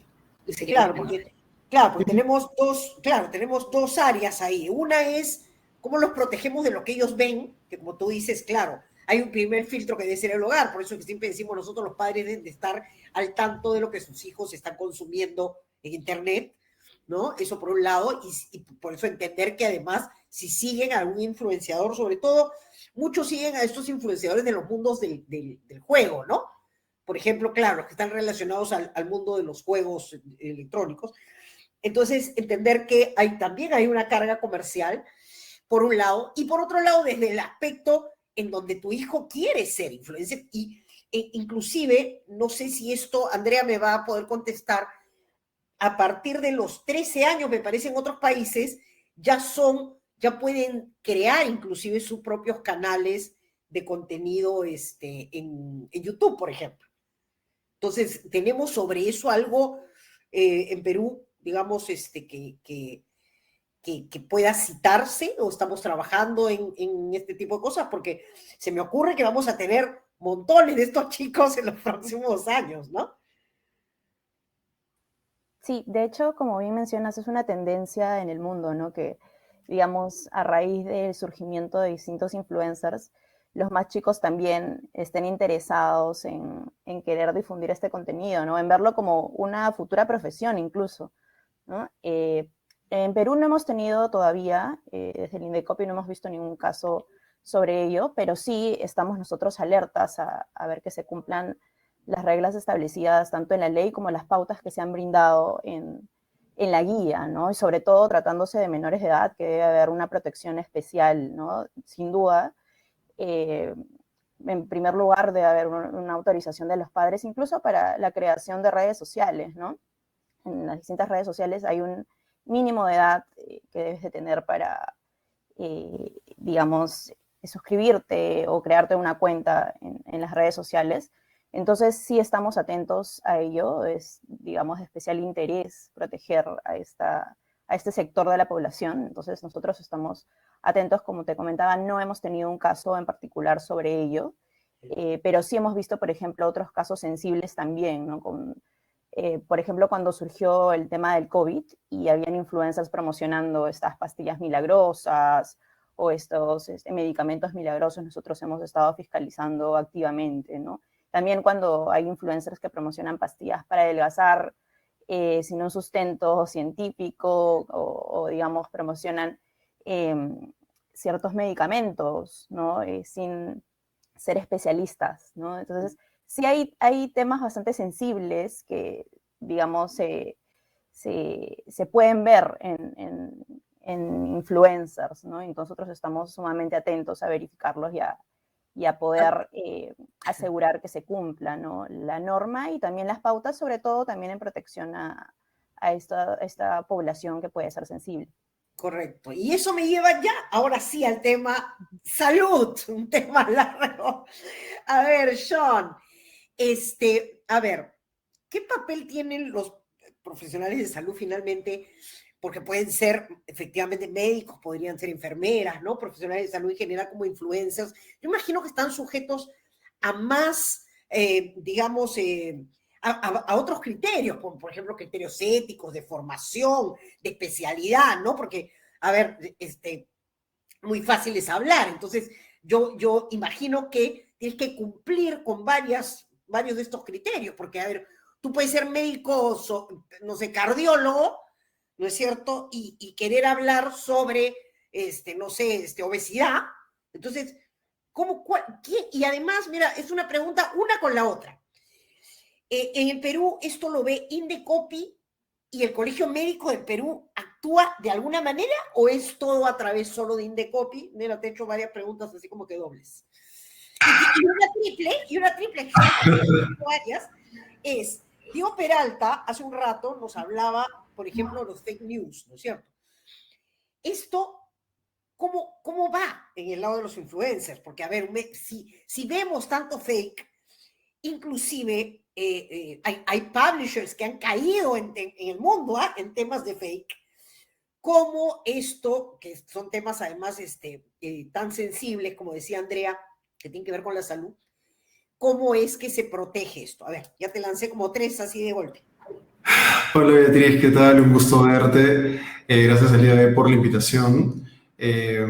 A ver, el tema de salud es muy amplio. Nosotros en Healthy Media lo hemos tratado de dividir en 4 grandes sectores, ¿no? Para comenzar, nosotros somos una agencia creada desde los influencers, un poco de historia. Yo vengo trabajando con influencers hace más de 8 años. De hecho, hablé contigo hace más de 8 años para hacer unas campañas. Y bueno, nos juntamos. Healthy Media nace como la unión de doctores, nutricionistas, psicólogos que estaban preocupados por la comunicación de una manera no responsable, ¿no? Y aprovecho de agradecer a Fiorella y a Andrea porque de hecho nosotros nos guiamos, o sea, la guía de la publicidad para influencers fue una base para la creación de la agencia, ¿no? Lo usamos como el primer punto, ¿no?, de ingreso. Nosotros en la agencia lo que pedimos es de que sean profesionales especializados en un tema. Ahora, organizándonos un poco en todo. Quien se encarga de... Acá hay 2 temas. Uno es la generación de contenido como contenido y la responsabilidad del influencer, y la otra es la parte publicitaria, cuando se contrata un influencer para hablar de un producto, ¿no? En el caso de la publicidad sí hay una, por así decirlo, hay casi un orden. Tenemos al Ministerio de Salud, que, para comenzar, en el caso medicina, tenemos a los productos que se pueden, los únicos productos que se pueden promocionar son los de venta libre, ¿vale? Los OTC. Ajá, los únicos. Del resto, totalmente está prohibido siquiera hacer una publicidad. No se puede porque necesitan tener un diagnóstico, ¿no? Pero entonces, el ministerio, a través de Digemit, o sea, tiene una resolución para tener el producto. Primero, el producto debe tener tiene que tener esta resolución. Entonces, Digemit es quien se encarga de fiscalizar que el producto esté, que el producto sea legal en el país y que la comunicación sea la correcta. Ellos le informan a Indecopi. Indecopi es el ente que se encarga de hacer la sanción, ¿no? Eso es en cuanto a un acto publicitario, pero hay un pequeño vacío en el campo cuando no hay publicidad de por medio. Y aún así sigue existiendo una responsabilidad ante la sociedad, porque estamos hablando de un influencer se vuelve un medio de comunicación, ¿no? ¿Te refieres a cuando es orgánico, digamos? Cuando es orgánico. Cuando el influencer, ¿no?, recomienda de manera orgánica y no ha habido una transacción, no ha recibido un contrato ni nada. Es orgánico. En ese caso sí hay un vacío que creo que está tratando de ser tomado por el colegio médico, pero necesita un apoyo, ¿no? Necesita haber una regulación porque no existe quien se encargue de regular al ente como un doctor con muchos seguidores, en el caso de Perú, ¿no? O un nutricionista o una psicóloga que te recomiende, porque estamos entrando en el campo de la salud y es muy complejo y hay muchos detalles que uno tiene que tener en cuenta, ¿no?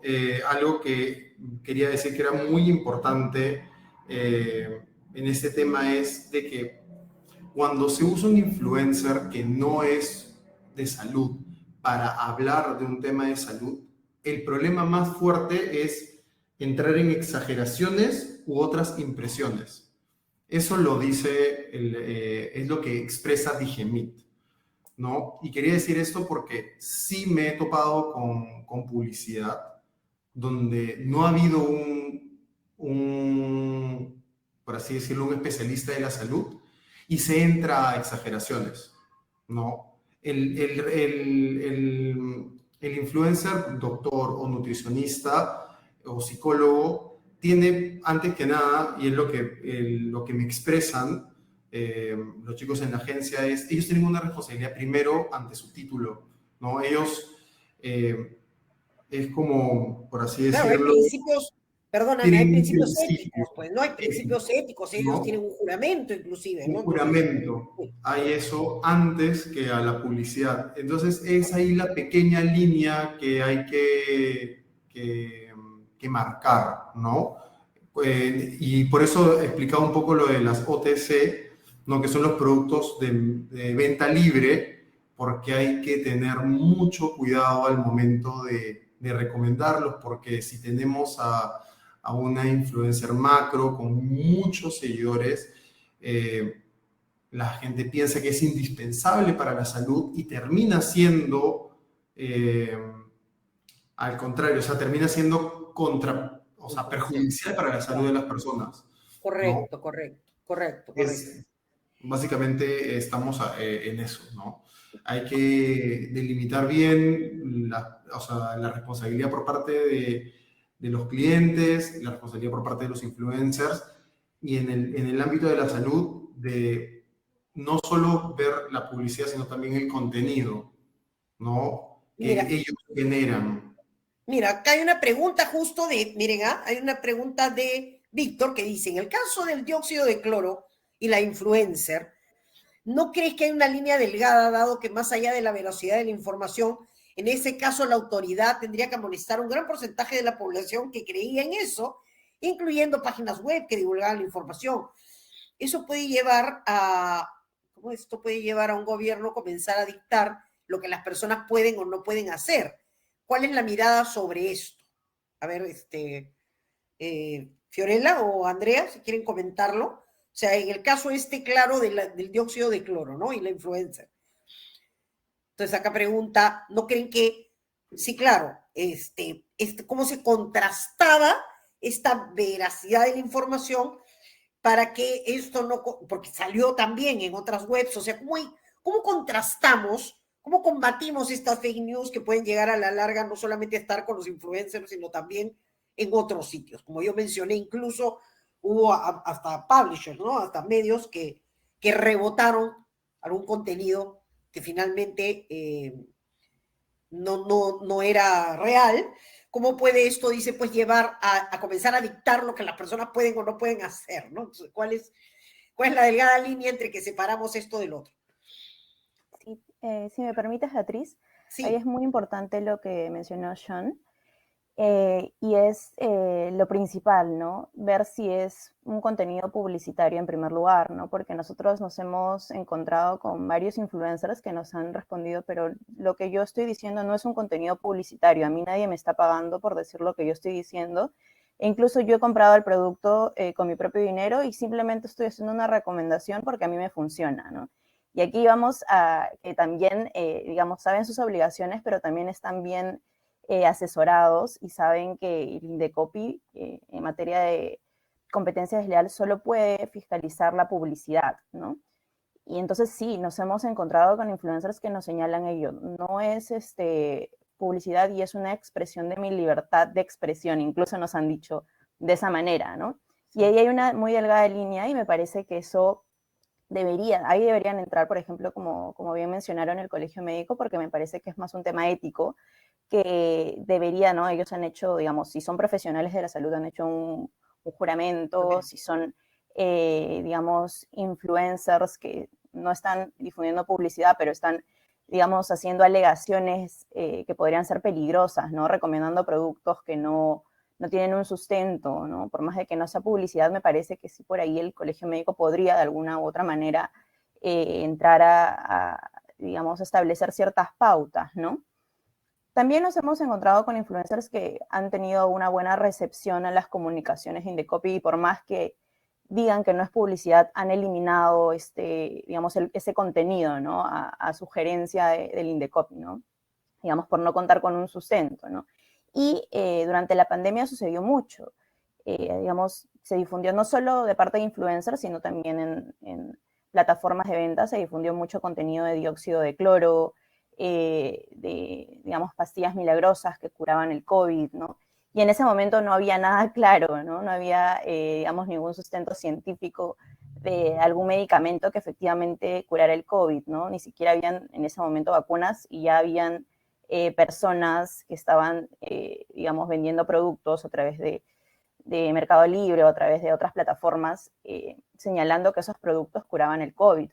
Entonces, en ese momento nosotros, nuevamente, ¿no? Nuestro approach era un approach preventivo, continúa siendo preventivo, y en ese sentido enviamos cartas informativas solicitando que se puedan dar de baja esos anuncios. Tuvimos un acercamiento bastante positivo, y esto lo comento a modo de experiencia, con Mercado Libre, ¿no? Nosotros trabajamos en conjunto con Mercado Libre, y es importante mencionar que desde el Indecopi apostamos por un trabajo entre el sector público y el sector privado, porque nos parece que es sumamente eficiente, ¿no? Y en ese sentido, Mercado Libre nos apoyó bastante con facilitarnos, por ejemplo, los correos electrónicos de estas personas que estaban publicitando productos milagrosos cuando no había ningún sustento, ¿no? Y pudimos contactarnos con ellos para que den de baja esos anuncios. El mismo Mercado Libre también realizaba un control de esos productos, ¿no? Si bien Sí, no estaba lo había obligado, visto. ellos como buena Sí, práctica sí. adoptaron ello, ¿no? Entonces, me parece que por ahí,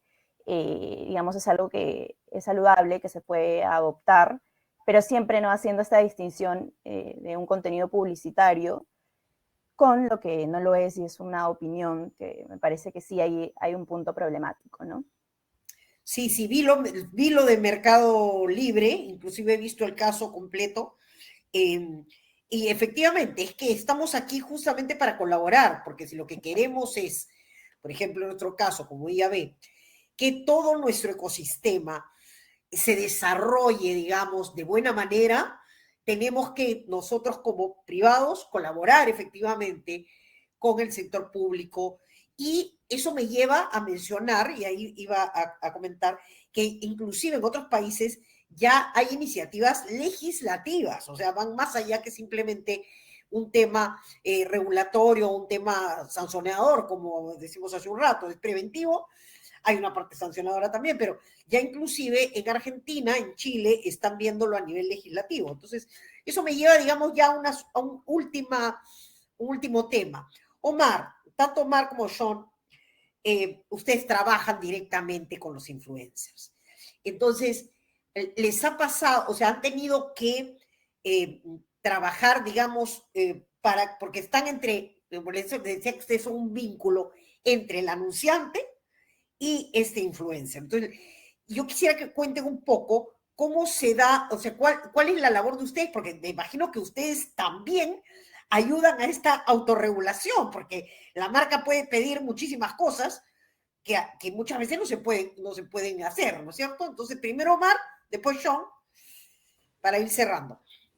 Sí, claro que sí.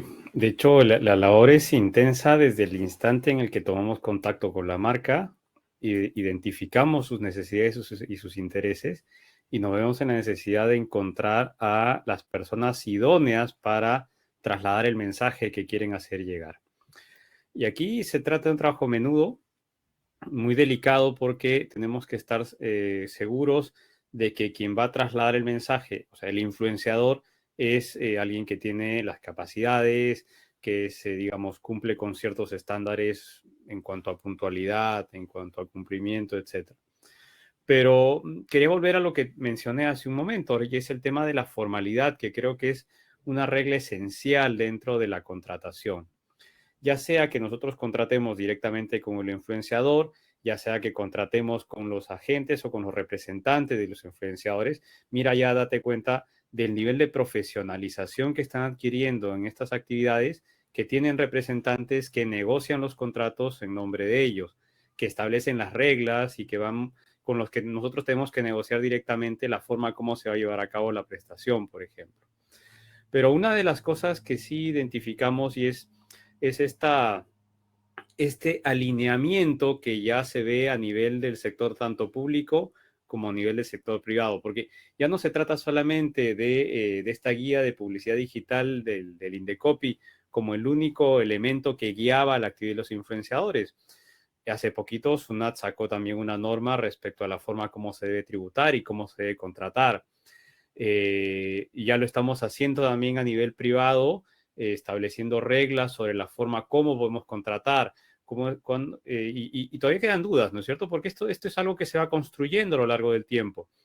Veíamos, y quería mencionar el ejemplo que pusieron hace un momento respecto a los influenciadores vinculados a este tipo de productos, como estos fármacos o estos no sé cómo llamarles, estos elementos que pretendidamente eran un escudo para evitar el contagio o para curar una enfermedad. Y es que aquí lo que faltaba probablemente era ese toque del Estado de intervenir, porque es una obligación del Estado proteger la salud pública y por un principio precautorio debe tomar medidas en ese sentido, y Indecopi lo que cumple un magnífico nivel y un magnífico rol al digamos, acercarse a los privados, por ejemplo, a Mercado Libre, cuando desde el Estado podría haberse tomado una iniciativa mucho más dura y prohibirlo de frente, ¿no es cierto? Pero no, lo cierto es que estamos dentro de un mercado bastante libre, bastante permisivo, en el que poco a poco le vamos poniendo reglas y baremos a una actividad que va creciendo, pero a la que no debemos dejar que se crezca, ¿no? Como una bola de nieve incontrolable.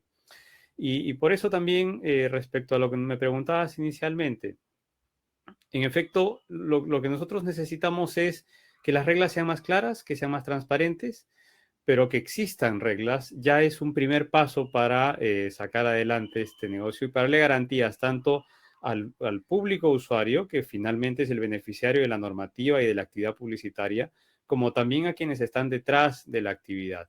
Y en esa línea, pues, enlazar debidamente a quienes quieren llevar a cabo actos de publicidad con quienes son las personas idóneas para llevarlo, o sea, los influenciadores, es un trabajo que implica, digamos, una constante dedicación, un equipo multidisciplinario que está ahí detrás permanentemente, y tenemos que apalancarnos muchísimo en la tecnología.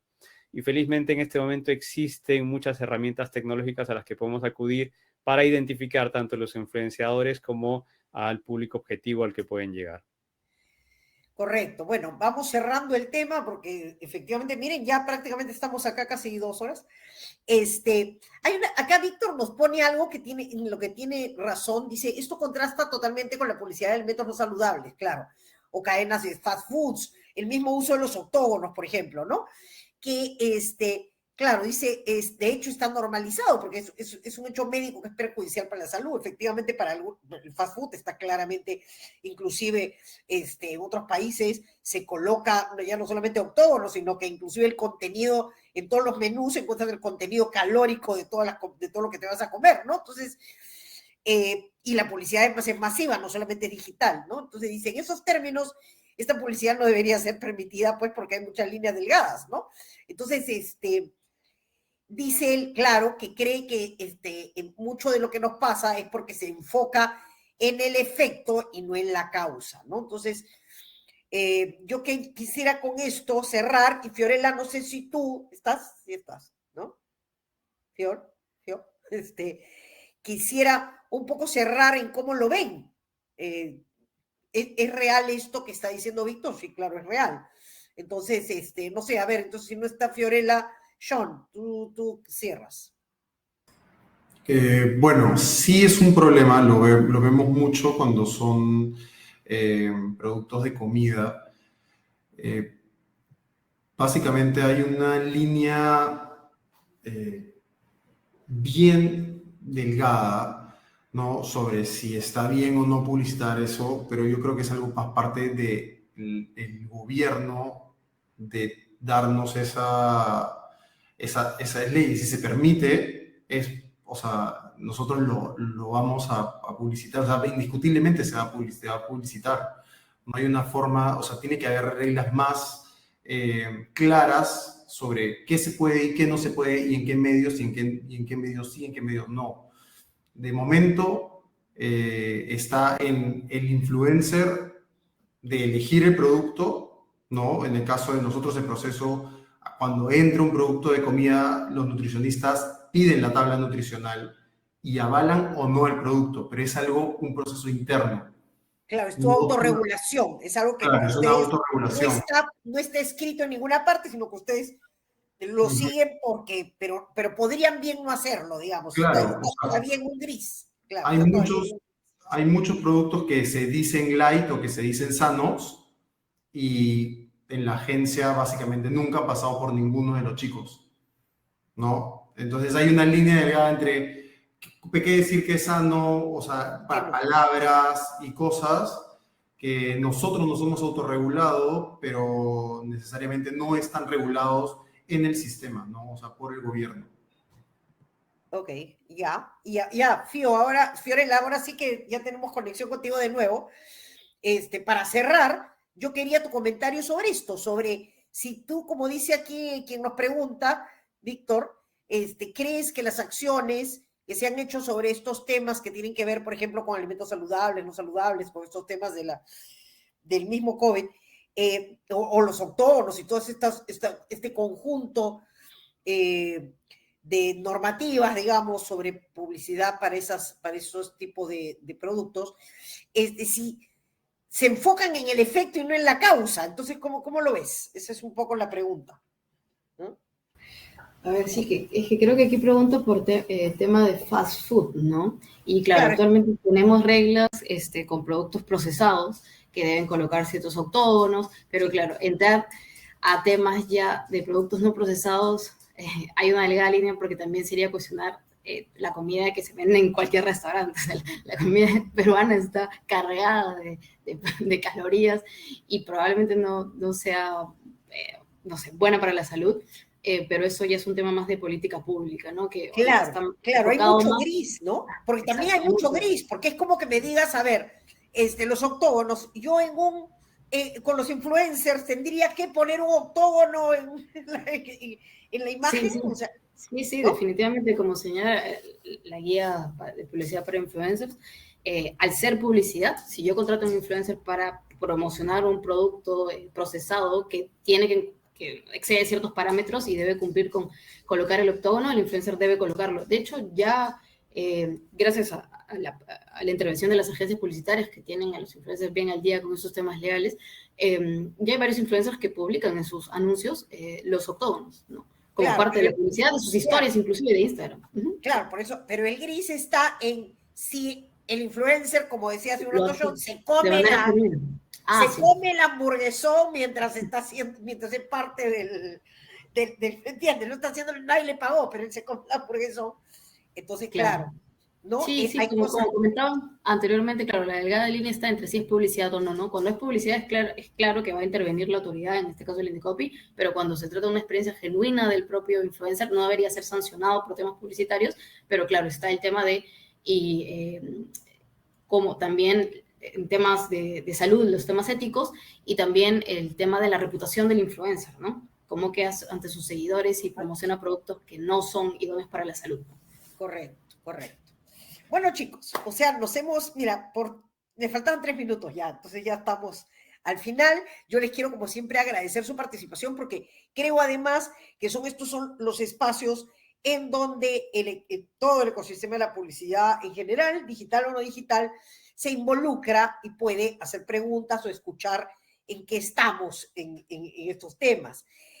Quiero recordarles, además de agradecerles a ustedes, quiero recordarles a todos los que se registraron y nos han seguido, que van a recibir material adicional. O sea, todos los que se registran en todos nuestros webinars reciben, después de esto, su video, o sea, para aquellos que se tuvieron que salir antes o que se registraron y no pudieron verlo, para que puedan ver este contenido on demand, y además reciben material adicional. Por ejemplo, van a recibir sobre privacidad, esto último que acabo de traer del IAB Global, sobre influencers, su link a la guía de influencers, si es que no la han recibido, nunca la tuvieron o no les llegó, ahí está, y en general contenido de valor que pueda servirles sobre estos temas para que sigan investigando además, ¿no es cierto? Entonces, nada más dejarlos con eso, decirles, voy a hacer algún cherry más, decirles que en mi programa Click Digital, que es un espacio que tengo en gestión.pe,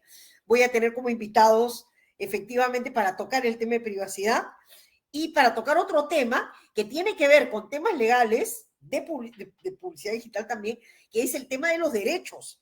Ahora con este tema del mundial, por ejemplo, ha habido todo un comentario sobre los derechos de transmisión, por ejemplo, de tal o cual contenido. Si hay un link y me pasaron ese link, y si yo puedo ver el partido por streaming en ese link, cuando los derechos lo tiene otro canal de televisión. Entonces, ahí también hay otro tema legal interesante que tratar y que voy a tener como invitados, dado el Mundial, en este programa que tengo. O sea que muchas gracias, buenas noches con todos. Gracias. Chao, gracias. Gracias, buenas noches. No, gracias. Gracias. Chao, chao. Adiós y muchas gracias. Gracias, buenas noches. Gracias.